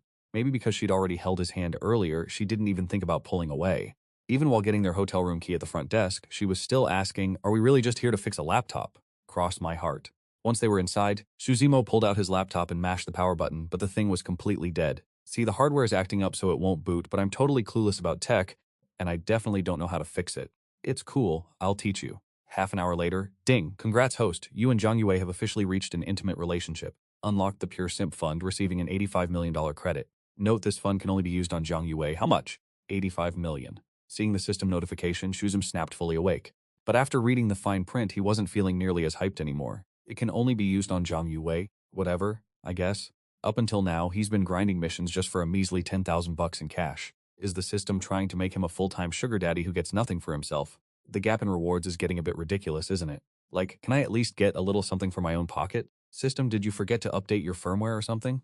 We're in the year 2024. Why are we still playing these petty games? Shuzimo checked his available balance, and yeah, he wasn't exactly thrilled. This system is so outdated. Honestly, if you gave this to the viewers in the comment section, they'd probably roast you. Ding, system detected the host's dissatisfaction. Should I just uninstall this broken system? Shuzimo sighed and backed down. Better to keep it for now. Besides, having this fund actually makes him feel way more confident around Zhang Yue. You can't just rely on flashy diamonds to make a campus goddess fall for you, right? And you definitely don't want to spoil her all at once. It's all about the slow burn. He took a peek at Zhang Yue's profile and things were definitely shifting. Name Zhang Yue, favorability 3000. Note favorability can be accumulated. 100 favorability points can be exchanged for 1 attribute point. Age 20, height 165 cent, weights 51, beauty 85, physique 82. Experience T1. Shuzimo asked the system, what's the deal with these favorability points anyway? And what's this about them being cumulative? Personal favorability caps out at 100, but favorability from different girls can be stacked together. Note, you only start earning favorability once you reach an intimate relationship. Shuzimo let out a long sigh of relief. If the max favorability for someone is 100, getting them to that cap is honestly a total grind. But if you can build it up gradually, the difficulty drops significantly. Does this system want our boy to become a legendary player? Still, Shuzimo isn't quite at that high-tier player level yet. He's low on cash, so he's got to keep the hustle going. Can the system pull up my character sheet? Would you like to view the host's personal profile? Yeah. Show me. Host. Shuzimo. Level 1 Tycoon. Age 30. Height 180. Weight 82 kilograms. Look 69. Physique stats 15. Cash 483,000. 1215. Other stats locked. 0 attribute points. Currently, height and weight are pretty self-explanatory, and the plus-minus buttons are obvious enough. A look score of 69 means even if he's a bit chunky, he's still above average. I mean, 70 is at least campus heartthrob tier, right? The physique stat is definitely mid, clearly below average, all thanks to the soul-crushing overtime and late-night gaming. Wait, what are special stats? Don't tell me this is just some bugged-out fake nonsense? Shuzimo's face turned bright red. He couldn't handle the roast, so he slammed the system menu shut. Brother Zemo, you okay? Zhang Yue woke up with a start, her eyes still hazy and confused. It's nothing, just another tech glitch with the computer. 18. The following text is for VIP users only. By 1 p.m. the next day, Zhang Yue had bashfully finished getting dressed, keeping her head down, too shy to meet Shuzimo's eyes. How are you feeling?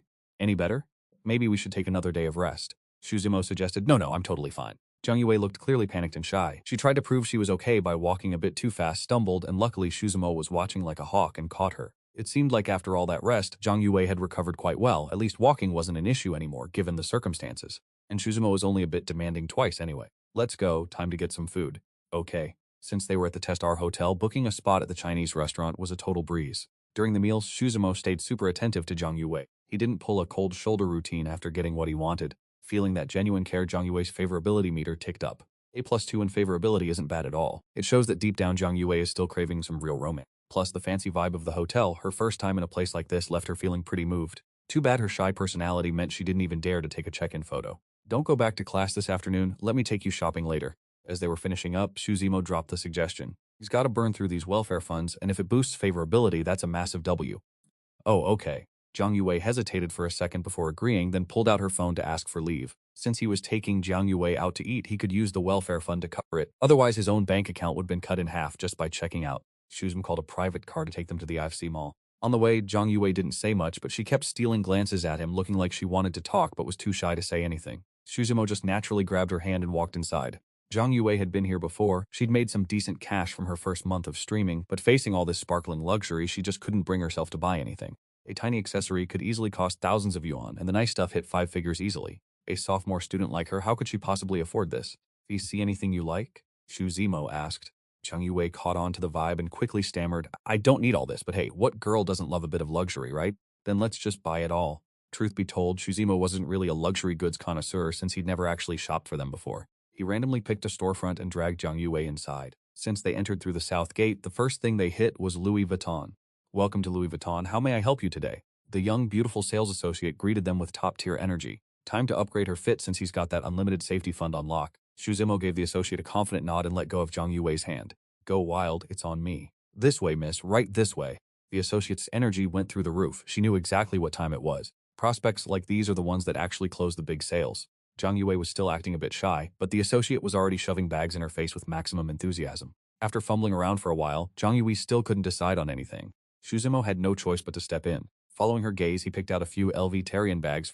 The price tag on the LVTMS series was looking pretty steep. Zhang Yuwei clearly leaned toward the cuter styles, and with the total hitting over 60,000 RMB, Xu Zimo didn't even blink while paying. With 85 million in his safety fund, it's literally impossible to spend it all. Next stop. Zhang Yuwei was still dazed when Xu Zimo pulled her toward the next shop. Cosmetics, perfumes, designer clothes, shoes, everything, just buy it all. Meanwhile, Wang Ping was busy at a law firm while Huang Yuqing, a self-proclaimed high society socialite, was at the IFC mall with her squad. Inside the luxury store, Huang Yuqing begged the staff to let her hold that one bag she'd been thirsting after, checking her reflection in it every 5 seconds. Too bad it was way out of her budget, she couldn't afford it. Huang Yuqing had visited this bag at least 10 times. The staff was losing patience but kept that fake customer service smile plastered on. Even for these socialite wannabes, the staff stayed polite. You never know when some rich sugar daddy might show up to buy it for them. Just as she was putting the bag back and looking in the mirror, Huang Yuqing caught a reflection of someone walking past the door. It was Xu Zimo, and the guy was loaded down with massive shopping bag. The kicker? He had a young, gorgeous girl with him who looked totally fresh. Huang Yuqing didn't even tell her friend, she just bolted out of the store. It was definitely Xu Zimo. Looking at all those shopping bags in his and the girl's hands, all from high-end luxury brands she recognized, she couldn't believe the volume. Huang Yuqing was absolutely shook. Combined with that 9-grid photo collage Xu Zimo posted, she was now certain that her ex-husband Wang Ping had finally hit the jackpot. She just wasn't sure if he'd struck gold before or after their divorce. Ching Ching, where are you going? Her friends called out, but Huang Yuqing just waved them off. You guys keep looking, I'm just gonna go for a stroll. She started stalking them from a distance, watching as the pile of luxury bags in Xu Zimo's hands just kept growing. The man is literally throwing money away, insane. She wanted all of that for herself so badly. Once Xu Zimo and Zhang Yuwei finally left the mall and hopped in a car, Huang Yuqing pulled out her phone and started spamming Wang Ping with messages. Ping, guess who I just saw at the IFC mall? Wang Ping. Who?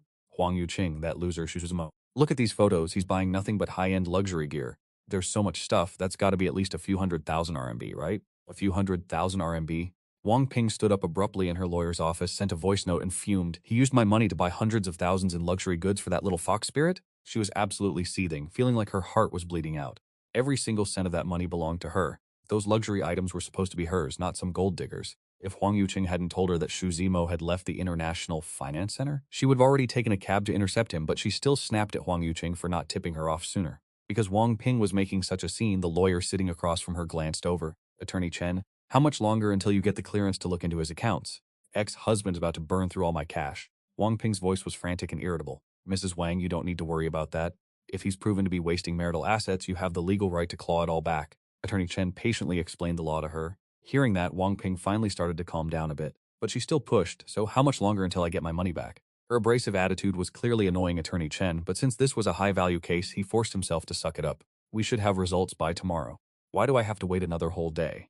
Wang Ping couldn't stop complaining. She had already borrowed money yesterday to bail out her younger brother Wang Shang. She knew her brother had been scammed by Xu Zimo. If it wasn't for Xu Zimo scamming him, her brother said he'd have 15 yuan to his name. How could her brother even end up in such a shady place? And now he's using her money to buy piles of luxury items for that green tea snake.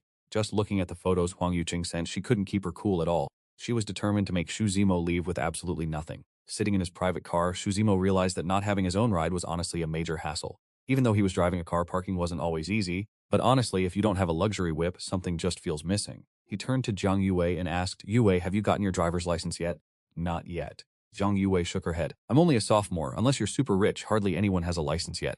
You should find some time to go get it. As soon as Xu Zimo said that, Zhang Yuwei seemed to have a light bulb moment. Is he planning on buying me a car?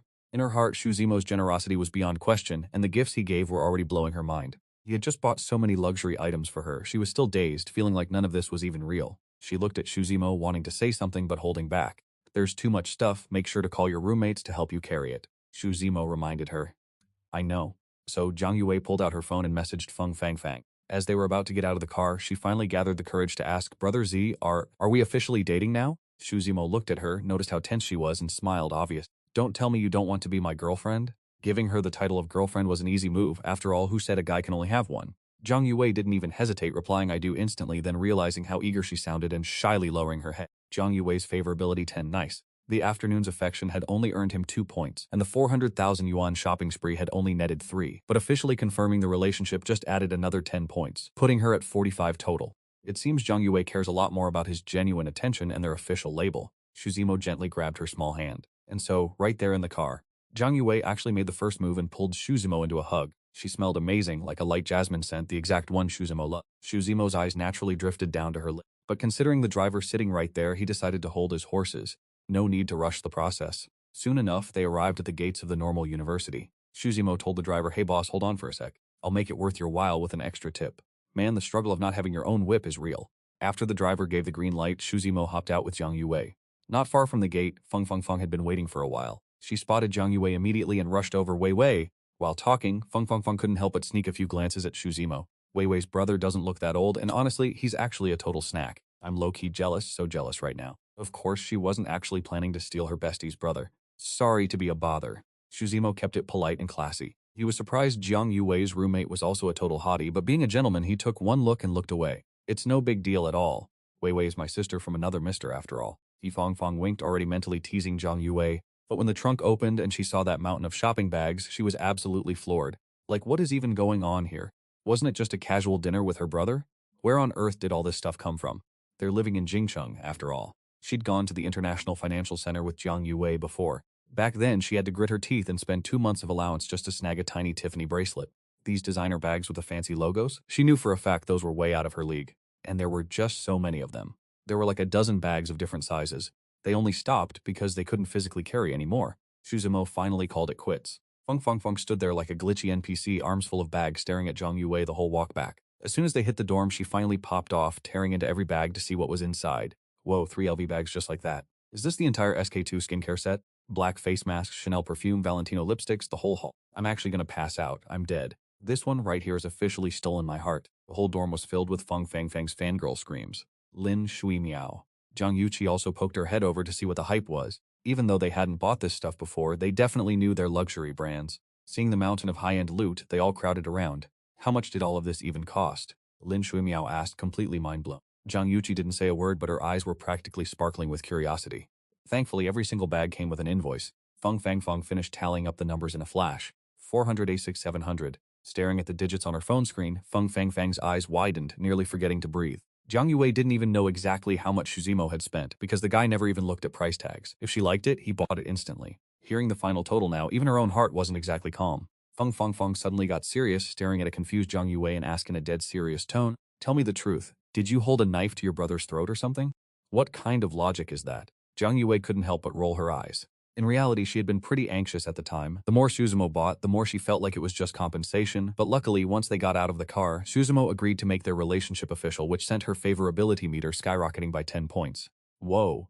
Your brother is literally spoiling you rotten. Feng's voice was dripping with envy. She wouldn't mind having a brother like that. He wasn't too old, his looks were top tier, and even if he were a little chubby, it would still be totally acceptable. Spill the tea right now. What exactly went down? Why did he buy you so much stuff? Feng grabbed Zhang Yue's shoulders, shaking her and begging for the details. It's nothing really. After we ate, he just said he wanted to buy me a few things. So, he just bought them.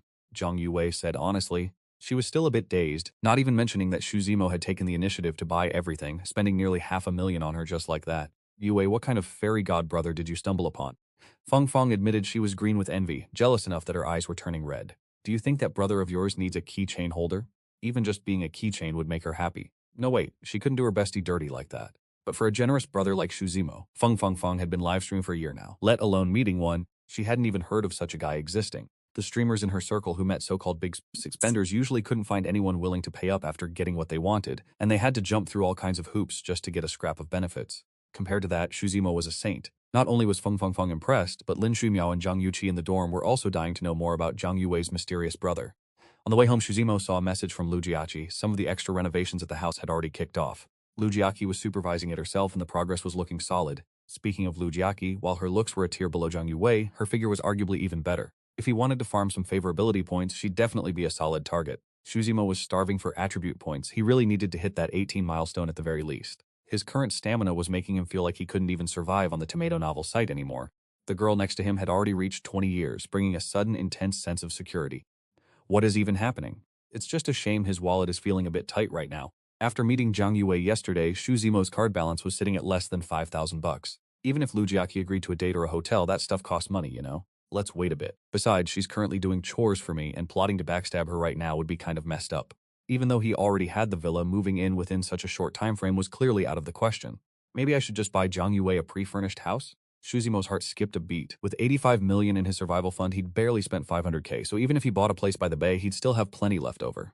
Life in Jingcheng is just so comfortable, and at least the housing prices here, compared to the rest of the country, have no idea how many people are turning green with envy. Originally, Xu Zimo thought he should pace himself. After all, dumping too much at once might blow Zhang Yue's emotional sensors out of the water.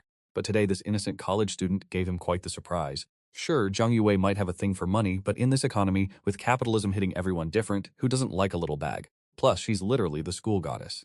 All in all, Zhang Yue is just a girl who likes her cash but is still a total hopeless romantic. And honestly, her vibe for romance hits harder than her love for money. If not, her favorability meter wouldn't have spiked by 10 points the second we made it official. Thinking back to Zhang Yue last night, Xu Zimo felt a little stiff. That was truly a hardware upgrade project for the ages. Buying her a house isn't even a flex, it just makes it way easier for me to drop by. Most importantly, I'm totally over my current place. I don't want Wang Ping and her trashy family to ever find me again. Besides, I need to dump this place ASAP so I can stack more paper later. First priority is getting my parents into a fresh new spot. And after buying the place for Zhang Yue, I can totally crash there for a bit.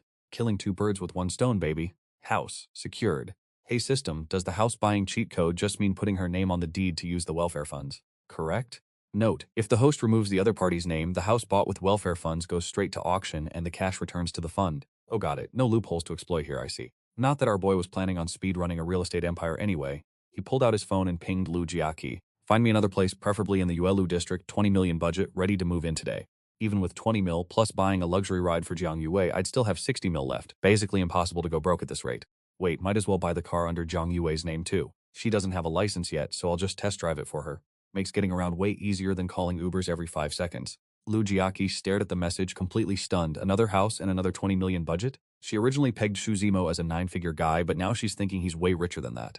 What kind of multimillionaire just casually drops half their liquid cash on 2 properties? She definitely hit the jackpot with this client. Plus, Xu Zimo is super low-key about it. Lu Jiaqi couldn't help but remember their first meeting when he rolled up in a taxi. She definitely misjudged him back then, but thank God he's not petty. Plus, he's been super nice, especially when he kept sneakily eyeing her legs in those black stockings during the viewings. A smirk tugged at the corner of Lu Jiaqi's mouth, but it vanished as quickly as it appeared. Too bad. That's all that happened. Xu Zimo hasn't made a move, and honestly, it's kind of a vibe killer. Wait, is he really not going to initiate? Am I seriously about to fumble this bag? Her eyes hardened with newfound resolve. For now, though, the main quest is finishing the task the boss gave her. After sorting through the real estate listings, Lu Jiaqi started typing. Mr. Xu, are we looking at high-end condos or full-blown villas? Xu Zimo thought about it for a second. Zhang Yue is still a sophomore. Villas are nice, but she'd probably prefer a luxury condo. Big condo, please. Based on what's available, the Jinmao units at Meishi Lake and the River Bay spots fit the vibe perfectly. Where are you leaning toward? Lu Jiaqi rattled off the most hyped-up luxury spots in Yuelu. Obviously, River Bay is the move. Honestly, with the budget Xu Zimo set, he could ball out at River Bay and still have change left over. She just listed the options so he could play the part of the decision-maker. The best part? They're all fully furnished and ready to go. Plus, the interior vibe has to be youthful, modern luxe, low-key, and obviously it needs a parking spot. Xu Zimo broke down his specific requirements in detail. Mr. Xu, please give me a moment. Lu Jiaqi started scouting for high-end properties, knowing that if the money is right, finding a top-tier crib is a breeze. Especially since there's this owner over at the Bay waterfront who finished renovations but is low on cash and desperate to sell. It's only 442 square meters, but the price is way lower than the last place Xu Zimo bought. The current market is a buyer's paradise, hard to sell, and prices are taking a nosedive. Plus, the maintenance fees for the Bay waterfront are absolutely astronomical. Even if Lu Jiaqi somehow owned a place there, her salary wouldn't even cover the HOA fees. About half an hour later, Lu Jiaqi sent over a few listings that matched our boy's high standards. Mr. Xu, please take your pick. Bet. Xu Zimo scrolled through, feeling pretty satisfied with the options. Still, since he's buying this for Zhang Yue, she should probably get a say in it. He fired off a quick text to her. Vivi, when are you free? Zhang Yue was prepping for her livestream, but seeing his message, she paused, a massive grin lighting up her face. Even though she was feeling a bit under the weather, she still messaged back, Zimo Gay, do you want to see me? Yup, but focus on resting for now. I'll take you out once you're free. Xu Zimo sent back-to-back texts, and feeling his care, Zhang Yue's smile got even sweeter, making her roommate Feng on the top bunk want to scream. This is way too cringe, but honestly, she wants a guy like that too. Too bad there's no guy around to notice her own low-key struggles. Even though skipping work is a total L, Zhang Yue, fully simping in love, decided she was meeting Xu Zimo tomorrow. It's over, it's actually over. Vivi, you're so deep in the hole right now that if your man sold you off, you'd probably help him count the cash. Feng couldn't help but mumble, salty as heck about this romance. She's officially obsessed. Screw it, she needs to grind her own livestream and find her own sugar daddy. After Zhang Yue replied, even though Shu Zimo told her to rest, her habit of months kicked in and she started the stream anyway. Welcome to Vivi's stream, guys. Her loyal viewers flooded in and immediately noticed the gallery background was fully decked out. Oh my god. Just one day off and this happens? Vivi's background is already maxed out and someone actually lit up the whole board. Wow, looks like she finally pulled a real whale. That was a fast flex. Vivi didn't stream yesterday. Boohoo, did our goddess actually get snatched up? Zhang Yue didn't confirm the stream going, but without Shu Zimo there, she took 3 straight Ls in the PK battles. Still, her mental game was better than before, and she even went live with Feng Fang. The two of them just hung out and chatted. The OGs knew they were besties, so the gifts were basically non-existent. Let's wrap it up after this round. With the viewer count tanking, Feng Fang was feeling pretty down. This is so stressful. When are we ever going to break past 10 viewers? It's hard enough for her to act natural stuck on that top bunk. Her visuals weren't exactly carrying the stream either. After locking in the time with Lu Jiaqi, Shu Zimo laid back and mindlessly opened up Douyin. As soon as he hopped on, he saw Zhang Yue's livestream. Obviously, the algorithm pushed it because he's a high roller in her chat. The big data prompt popped up and our boy didn't even hesitate, clicking it instantly. Zhang Yue and Feng Fang were too busy yapping to even notice. Suddenly, the screen was flooded with insane animations as Feng Wu Bangfu gifted a Diamond Festival pack. The very next Feng's HP bar got absolutely deleted. Both of them were stunned, but Zhang Yue snapped out of it first, hyping up Feng Ge and thanking him for the diamond gift. A Diamond Festival gift costs 36, which is 600 more than a normal one, making it the most expensive item on Douyin right now. Shu Zimo didn't even reply, cause when he gifted it, the system prompted, "Want to use your housing fund for this?" Yes. After all, diamonds are limited. Based on Shu Zimo's choice, the system auto-deducted 3,600 from his housing fund and converted it into diamonds in his account. Feels so good. This 500k in diamonds is perfect for fishing for stats. Stat points are key, bro. Next, the screen animation started spamming again. The entire PK match didn't stop for a single second. Feng Fang was staring in disbelief, like seriously? She's just a bottom-tier player who can't even get 100 points. Was all this spam really necessary? By the time he'd gifted everything once, it only cost about 40k points because he didn't need to re-trigger the Wanxiang effect. Feng didn't leave. She waited for the effects to die down before she started fake crying. Boo-hoo, Fengge, did you really have to go that hard on me? My face is all swollen from crying now. There was even a hint of saltiness in her voice. She literally helped them carry stuff earlier today. Only then did Shu Zimo notice her, checking her info out of pure instinct. Name, Feng, age, height and 63 centimeters, looks 80, body 84, experience T. Shu Zimo met her this afternoon. She was definitely cute with that 80-tier look and a year younger than Zhang Yue too. That experience stat really caught our boy's attention. He switched streams. Feng Wu Bangfu sent 1 Diamond Festival gift. Feng instantly healed back to full HP, screaming in excitement, thanking Feng for the diamond gift. Thank you for the medical expenses, Fengge. Thank you so much. A casual tap from this big boss is worth her half-month salary. How could she not be hyped? It's just a shame this big boss isn't hers. Oh my god, he's a legit big boss. He's dropping diamond gifts for medical expenses. Talk about built different. I've been watching Fengge level up from a level 0 alt to level 41. The chat is a mix of everything, but mostly just people simping for Feng Wu Bangfu. Plus, since it's just past 8 p.m., Zhang Yue's stream has surged into the top 10 on the main board. She hit 1 in the province, and suddenly curious viewers are flooding in. The stream went from a few people to over 100, so Shu Zimo dipped and sent a WeChat message to Zhang Yue. If you're not feeling well, get some rest early. Okay. Just 1 word was enough to make Zhang Yue feel like she was on cloud 9. Zhang Yue's favorability increased by 5, bringing her total to 50. Zhang Yue's favorability is honestly too easy to farm. You just gotta show her a little bit of attention. Now that's a top-tier waifu, not gonna lie. Shu Zimo tossed his phone aside and headed straight for the shower. Back in the dorm, even though the viewer count was blowing up, Zhang Yue wasn't about to simp for the clout. She just said, "Guys, I'm feeling a bit under the weather tonight, so I'm logging off early. Sweet dreams." She didn't even check the comments, just straight up ended the stream. She started humming a little tune while getting ready for bed. Once out of the shower, Shu Zimo started feeling those late-night munchies. Even though he'd copped a haul of stuff earlier, he and Zhang Yue hadn't actually eaten. He thought about cooking, but nah, he pulled out his phone to order from that one high-end spot. Not gonna lie, the prices were absolutely criminal. A single serving of 20 spicy shrimp cost him 120, but hey, they were massive and tasted top tier, and now that he's got the system, even if his cash flow isn't infinite yet, Shu Zimo isn't about to start living like a broke peasant. He went all out, ordering the spicy shrimp, 5 pounds of crawfish and a bunch of sides, racking up a total bill of over 800 yuan, leaving his balance 309,515. His wallet took a hit, but Shu Zimo didn't even blink. Being single on a night like this is mid, and he's too broke to hit up a club anyway. With nothing to do but wait for the food to arrive, Shu Zimo just started doom-scrolling on Douyin. Maybe because of his spending spree earlier, the algorithm was pushing nothing but baddies. Da Lindsay, Han Bingbing, Lu Monthu, and the whole squad. Unsurprisingly, these videos all had the same assets on display. How does the algorithm know his taste is so refined? Then again, Shu Zimo figured he wasn't just into one type. Huang Feiji and Pan Min were giving total innocent sweetheart vibes, and that Auntie Chu was in a whole different league of mature MILF energy. He wanted to see what they were actually like IRL, though he'd never actually met them. As long as the video looked good, that's all that mattered for a bit of entertainment. Besides, with these influencers having followers, his current pocket change would probably only get him a Q-chat invite at best. Not worth the effort, just watching is enough. As he scrolled, he bumped into an acquaintance, Feng Fangfeng, featuring a girl named Xiaofeng. She was currently locked in a PK battle. The other girl had 2,400 points. Some simp definitely dropped a sports car gift on her. Meanwhile, poor Feng Fangfeng was sitting at a pathetic 54 points, not even cracking triple digits, and was getting roasted for it when Shuzimo clicked in. For streamers like Feng Fangfeng with a handful of viewers, getting absolutely dunked on in PK matches is just a Tuesday. Still, this other streamer seemed desperate to impress her own big boss donor, constantly trying to force a humiliating penalty on her. Hurry up and do some jumping jacks, let's see you move. Feng Fangfeng was in a tight spot. Being in a dorm, doing jumping jacks was awkward enough, and the fact that she was on a bunk bed made it even worse. Can you even play the game? You agreed to the rules, low score listens to the high score, so get moving. You can't even handle a simple physical challenge? The girl on the other side of the screen let her smile turn into ice. It's not that. Just as Feng Fangfang was debating climbing down from her bed, the screen shook violently, followed by a thunderous dragon's roar and a massive animation filling the entire display. Wind Without Constraints just gifted one dragon rider to the stream. Feng Fangfang froze, her mouth agape and eyes wide as saucers. She knew exactly who Wind Without Constraints was, but she never imagined her big boss would pull up out of nowhere at a time like this. Plus, that dragon rider animation looked just like a high-level Chad riding in on a dragon to save his favorite streamer. For some reason, Feng Fangfang was incredibly moved, her vision even blurring a little. Oh man, after the emotional wave hit, she started feeling a bit guilty and couldn't help but sneak a peek downward. Zhang Yue was still busy wiping her face. Thank you so much for the Dragon Knight gift, Feng. Feng Fangfang lowered her voice and thanked him repeatedly. The PK ended, and before she could even react, the female streamer on the other side started whining, "Oh, the big spender on that side is just too strong, it hurts so much to lose." Shuzimo glanced at her. The stream looked decent enough, and she was clearly playing the fake innocent card, but hey, she knew how to play the emotional manipulation game, no wonder she was raking in the gifts. But after checking out that female streamer's profile, he couldn't help but shiver. My god, her looks rating is only a 55.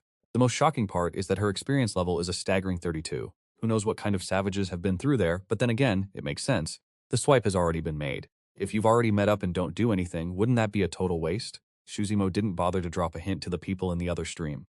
What is this? This is called respecting other people's life choices. Fangge, how about I confess my feelings to you? Before Feng Fangfang could even process the punishment, the female streamer opposite started acting all clingy, so Shuzimo shook his head and told Feng Fangfang to log off quickly. After disconnecting, he dropped 2 more gifts on Feng Fangfang from the mysterious shop without leaving a single trace and dipped from the live stream. That's the beauty of swiping gifts from the mysterious shop. Unlike the public gallery, they don't show your name. It's because he really gets it. Feng Fangfang let out a sigh of relief. Throughout the night, this big boss from the Vi camp had dropped over 10,000 yuan in gifts on her. Oh my god, what is she supposed to do now? The big boss dropped so much, she can't just act like nothing happened, right? Feng Fangfang was feeling all kinds of conflicted, but after a moment, she sent a private message to Shuzimo. Feng, is this your WeChat? Can I add you? Yeah, just adding me on WeChat, nothing else. Vivi, you have to believe me. Shuzimo went back to scrolling videos when he suddenly spotted the DM from Feng Fangfang. He switched over to the inbox and saw 99 plus unread messages. A quick glance showed mostly generic beauty icons. Obviously other streamers who noticed his gift dropping and were thirsty for his attention. Seeing more messages rolling in, he ruthlessly set his profile so only followers could message him, then finally opened Feng Fangfang's chat. That roommate of Zhang Yue's is actually pretty sharp, huh? Plus, it was thanks to her help that Shuzimo managed to smoothly charm this pure school idol, so he accepted her WeChat request immediately. The chat box immediately showed that the other party was typing, "Thank you for the gifts, Feng Ge. It's honestly way too much, I don't even know how to thank you properly." Shuzimo didn't rush to reply. He wanted to see what was going on in the head of this roommate Zhang Yue. After all, if he made an unreasonable demand too early and pissed Feng Fangfang off, he might end up losing both fish on the hook. As expected, a minute later, Feng Fangfang messaged again. "I'm not sure when Feng Jie is free, but I'd like to treat you to a meal to show my thanks." The big boss gave her so many gifts, so inviting him for a meal is totally standard. It makes perfect sense, right? Just a simple meal, absolutely nothing else. That way she won't feel like she's betraying her bestie, right? A smirk spread across Shuzimo's face. She's seriously too understanding. Well then, let's give this understanding girl a chance. Let's do it. So he replied, "I have to go shopping with Wei tomorrow, so I might not be free." Another shopping trip? Feng Fangfang's jaw dropped in utter disbelief. This absolute Chad didn't just casually toss her best friend 100k, he also blew nearly 500k on luxury goods. And now he's going straight back for round 2 tomorrow? Who in the world is this sugar daddy boss? Feng Fangfang felt her heart skip a few major beats, completely losing her composure in that instant. She probed cautiously, "Well, the day after is still up in the air, I'll hit you up when I know." Shuzimo wasn't sure if his schedule was clear for the day after either, so he just brushed her off with a casual alright. Getting that green light made Feng Fangfang breathe a sigh of relief, but her brain immediately went into overdrive again. What on earth should I wear the day after tomorrow? I heard big bosses love the Lolita look, is that even? Thinking about cute styles, Feng Fangfang couldn't help but glance over at Jiang Yuqi. That girl had an angelic face paired with completely illegal god-tier stats. She honestly felt Jiang Yuqi gave top-tier creators with over 8 million followers a serious run for their money, and her proportions were even more ridiculous. So insanely jealous of anyone blessed by the genetic gods like that. But Jiang Yuqi low-key had mild social. Forget filming viral videos, even walking around campus she dressed super conservatively and practically bound her chest, only letting her true self shine when she was locked safely inside the dorm. Total waste of elite talent. If I had a body like hers, I'd be dropping bikini TikToks daily and farming millions of views. Anyway, back to figuring out the fit for the day after. Ding dong, food delivery is here. Suzumo chowed down on his takeout while casually doom-scrolling short videos. 1 second it's savage comedy queens roasting people, the next it's global news or trending social drama with the occasional live stream popped into the mix.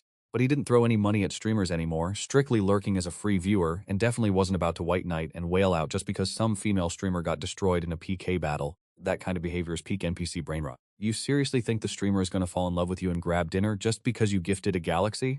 Countless working-class simps burn an entire month's salary just to get a robotic thank you from the streamer. Thanks, big boss. Best case scenario, you get added on WeChat to receive some heavily filtered generic sexy fan service pics. Newsflash, those exact same pics get mass sent to 50 other simps, completely worthless. If you can't even touch grass and taste the food, isn't that just the definition of a low-life simp? Plus, throwing away cash like that just inflates the e-girl meta, making people quit their actual day jobs to flood the live streaming grind. Suzumo just couldn't wrap his head around why people simp so hard. He still had under 400k in diamonds left, need to keep that dry powder for actual investments. Let's see how Feng Fong Fong plays out first. In a blink, the clock struck midnight. Suzumo eagerly pulled up the system interface, praying to the gacha gods for a massive cash quest payout. Bro's wallet was genuinely looking kinda tragic right now. Quest loading. My name is Old Wang, and I am currently having a full-blown panic attack. Here is how it went down. Recently on a dating app, I matched with this married woman. After 4 solid months of spitting smooth game and sweet-talking her, I finally convinced her to meet up IRL. Gotta hand it to her, even if her looks are mid, married women seriously have elite experience and know all the advanced moves. Since I just entered the workforce, I didn't exactly have the funds to finance high-end date spots. So we ended up heading straight to the married woman's place. Right in the middle of the action, her husband came home early. I'm currently hiding inside her walk-in closet right now. I'm desperately praying for someone to call her husband and get him to leave. If a real one out there can dial this phone number 136 and lure her husband away somewhere else, I will be eternally grateful to you, bro. Quest, call the married woman's husband and send him on a side quest away from home. Reward, a heartfelt thank you from Old Wang. Suzumo stared at the quest prompt twice, completely speechless and lagging for a second. Wait, is this seriously the reward? Who the hell actually wants this guy's thank you note? Is this system quest generator completely randomized or what? You only get whatever matching rewards drop based on whatever unhinged NPC situation you stumble into. It doesn't even drop cash every time. This is actually highway robbery. Suzumo wanted to re-roll the quest gacha wheel, but the system flat out said no. Tossing and turning in bed, unable to catch any sleep, he finally opened up the quest log, copied down the phone number, added it on an alt WeChat account, and set a custom alias. Hey bro, go open up your wardrobe and check it out. Mission accomplished, time to sleep. Suzumo finally laid his head down, feeling thoroughly refreshed. Hey, at least he did a good deed today, right? Even if he didn't care about getting thanked. Another day of doing silent charity work anonymously from the shadows. Meanwhile, the husband walked back into his house and instantly felt like something was off. His wife's face was way too flushed, but since she claimed she was just startled awake from a deep sleep, the guy didn't think too much of it and assumed she was just mad at him. After playing nice for a bit, the husband went to grab his change of clothes from the wardrobe to take a shower, but his wife suddenly panicked, blocked his path, and insisted on picking out his outfit for him instead. Wow, look at her acting all dutiful and virtuous again. The husband just let her have her way. The moment he got shoved into the bathroom and pulled his phone out of his pocket, a pending friend request popped up on his screen. Hey bro, go open up your wardrobe and check it out. The husband's already suspicious expression turned pitch black as he yanked the bathroom door open and locked eyes directly with a young guy stepping straight out of the closet. The next second, this quiet household turned into an absolute circus. Having gone to bed early, Suzumo woke up bright and early at 7:30 a.m. Damn this elite biological clock he planned to sleep in, but muscle memory betrayed him, so he just went out for a multi-kilometer morning jog before grabbing breakfast and heading home. After taking a quick shower, it was already pushing 9 a.m., so he checked his WeChat. A fresh text message popped up from Jiang Yue. Big bro, where are you taking me today? Morning, followed by a ping from a girl named Xiaofang. Good morning, brother Feng. And another from Gu Xiaohuan. Brother Shu, why haven't you been showing up at the office lately? Suzumo skimmed through the notifications before opening Jiang Yue's chat. He originally planned to go house hunting directly, but taking cabs everywhere was low-key a hassle, so he decided it was time to pull the trigger on a new whip first. Buying a car in person is honestly a massive headache. Finding models with immediate dealership stock is basically impossible, plus dealing with all the registration paperwork means you're lucky to even drive it off the lot in a single day. After thinking it over, Suzumo dropped a message to Lu Jiaqi. I'm looking to cop a car, do you know any reliable hookups? In no time at all, Lu Jiaqi pinged him back. Yesu, what kind of ride is Mr. Shu looking for? Shu Zemo pondered for a second. Every guy secretly wants a G-class of their own, and while it might not scream feminine with this much housing allowance floating around, casually throwing down for an extra whip that Zhang Yue actually likes was zero problem at all. G-class, and it has to be ready stock so I can drive it out today. Please give me a moment. Lu Jiaqi immediately went scrambling to check dealership inventory for instant delivery models. Shu Zemo messaged Zhang Yue out of nowhere asking, "Hey, what kind of car do you like?" A car? Zhang Yue clearly wasn't expecting him to drop that question so randomly. Didn't you say I have to get my license first? She hadn't even signed up for driving school yet. Being just a sophomore with zero car knowledge, she replied, I honestly have no clue. Zemo-gay, I don't even have my license yet, remember? No worries, we can reserve it now, so the moment you get that license, you're ready to hit the road. Shu Zemo decided to take her to check some out first. If he found the right one, he was going to treat her to it. Reserving it sounds fine, I guess.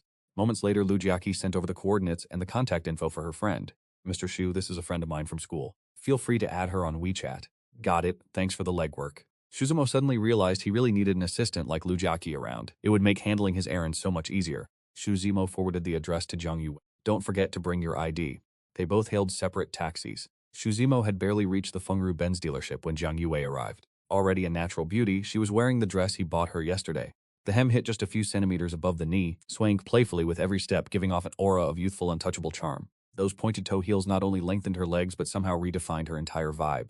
There was an indescribable, alluring contrast in her pure aesthetic. The second her eyes locked onto Shu Zemo, they lit up like stars and she trotted over to him. Zemo-gay. Ignoring the side eyes from everyone around, she didn't hesitate to dive straight into Shu Zemo's arms. She smells amazing. Still, since Lu Jiaqi's friend was already waiting to greet them, they didn't get too much time for extra PDA. Zemo, Jiaqi already filled me in on your situation. We just happen to have a G63 in stock. A customer ordered it half a year ago but had to back out for some reason.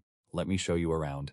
Chen Jiaxin flashed a radiant smile. The dealership had been stressing about what to do with that unit. Talk about a windfall falling straight from the heavens. She'd already heard the tea from her friend Lu Jiaqi. This Zemo guy is a massive whale who bought a villa at Zhaoanbei and he brought a total goddess with him. Seems like he's already off the market. How could Chen Jiang not be playing it super cool and professional? It was a matte black G63. Chen Jiaxin kept running down the specs and high-end configurations of the beast. It's fitted with 22-inch rims and a specialized off-road performance upgrade. The suspension has also been completely overhauled. The best part is the portal axles. Each hub features dual spring and shock setups paired with a brand new axle architecture. The ground clearance is jacked up to a massive...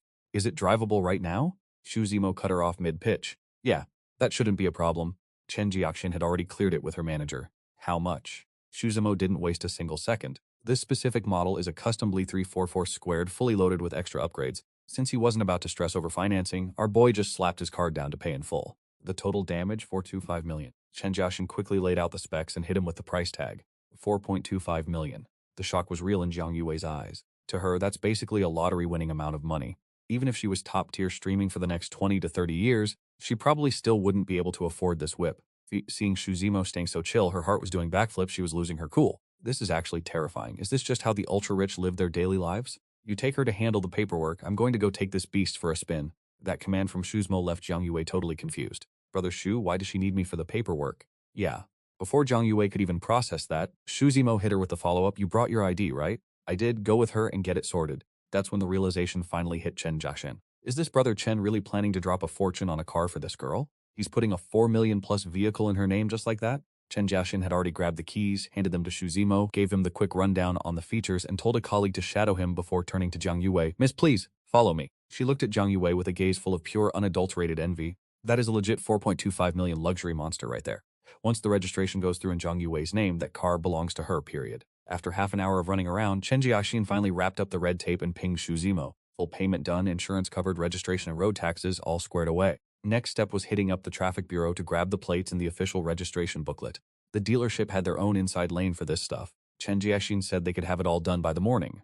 But before they left, Shu Zemo asked, you got anything more beginner-friendly for her to drive? He'd actually been scouting the showroom floor while waiting. It's not like Mercedes didn't have options. They had some sleek coupes that looked cute and had decent interiors for a girl. But compared to the G63, those coupes felt like cheap toys. Shu Zemo was feeling a bit picky. Chen Jiaxin was about to push the usual girly models, but she quickly caught on that our boy wasn't settling for less. She really wanted that commission, so she played it smart, Brother Shu. If she's just starting out, an AMG or an E260 coupe could work.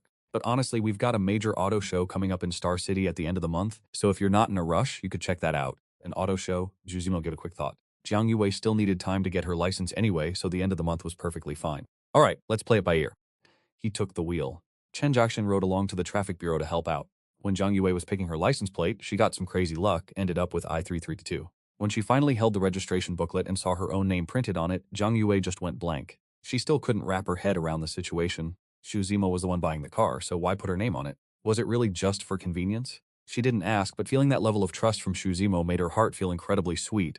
Zhang Yue's favorability increased by 5 points. Xu Zimo just glanced at her, having no idea what kind of fantasy land she was living in right now. He offered to treat Chen Jiaxin to lunch, but she wasn't about to be the third wheel and politely dodged the invite. Watching the two drive off in the new ride, Chen Jiaxin pulled out her phone and sent a text to Lu Jiaxi. Jiaxi, this brother Xu you introduced is way too generous. Make sure to invite me for a meal later. Lu Jiaxi obviously knew what was up. He just dropped 17 million on a huge apartment, then tossed another 10 million on renovations and furniture. This isn't exactly the kind of move a normal person can pull off. Plus, judging by what Xu Zimo said, it sounds like he wants to buy another place soon. Looking at it this way, a 4.25 million G63 seems like pocket change, just normal daily spending for a guy like him. Wang Ping, escorted by her bestie Huang Yuqing, hit the lawyer's office early to get the legal authorization to dig into his income sources. However, lawyer Chen's eyebrows kept furrowing the more he looked. A few days ago, Xu Zimo's financial data looked totally average, just like any other typical worker. But starting 3 days ago, aka the day of the divorce, his account activity exploded like he maxed out every loan he could possibly get his hands on. Then he pulled off a series of insane god-tier moves on the international market. Finance isn't really Lawyer Chen's specialty, but he could clearly track the money, and since every transaction was fully taxed and legit, there wasn't a single red flag. The most important thing was that every single cent was earned after the divorce. So, Lawyer Chen, what's the verdict? How much marital property did Xu Zimo actually transfer? Wang Ping urged him on, feeling super impatient. Lawyer Chen looked up at her, and the enthusiasm he had before was completely gone. What a clueless woman. She probably doesn't even realize what she just fumbled, does she? I've finished the investigation. And? How much? How much cash did he actually transfer? Wang Ping's eyes lit up, her breathing getting a bit heavy. She was so delusional she didn't even stop to think that to transfer assets, he actually had to have them in the first place. Xu Zimo was just a small-time employee. Where would he even get millions in assets from? Huang Yuqing also locked her eyes onto Lawyer Chen. Even if the money was going to Wang Ping as her bestie, surely she could score a few free meals out of this? She'd been burning through her cash lately, and her bank account was officially hitting zero. It's all because those other guys she's playing are so pathetic, only sending her 4,000 a month. That's barely pocket money. Guess she'll have to keep fishing for better whales. Based on my research, the remaining assets under Mr. Xu Zimo's name are as follows. 300 and 315. No way, how is it only this much? Before Lawyer Chen could even finish, Wang Ping was already screaming, her mood plummeting from cloud 9 to the gutter. Lawyer Chen, check it again. Look at his real estate assets. She saw with her own eyes Xu Zimo walking out of the Jiangwan Wharf area. Mr. Xu Zimo has 2 properties under his name. One is in the Shi complex, 3 bedrooms, 2 living rooms, worth about 600,000. But with current market prices, that old unit is probably worth less than 500,000. Wang Ping knew about that place. She didn't even care about it, let alone 500,000. Truth is, selling it for 400,000 would already be a win. What about the other one? There's one more at Jiangwan Wharf. Lawyer Chen gave her a pitying look, telling her that unit was purchased by Xu Zimo 3 days ago for a cool 17 million. What? 17 million? Wang Ping completely lost it, practically shrieking at the top of her lungs, trembling with greed. Lawyer Chen, that's the one. You have to help me take that apartment back. She was already daydreaming about living in that $17 million villa, imagining everyone around her green with envy.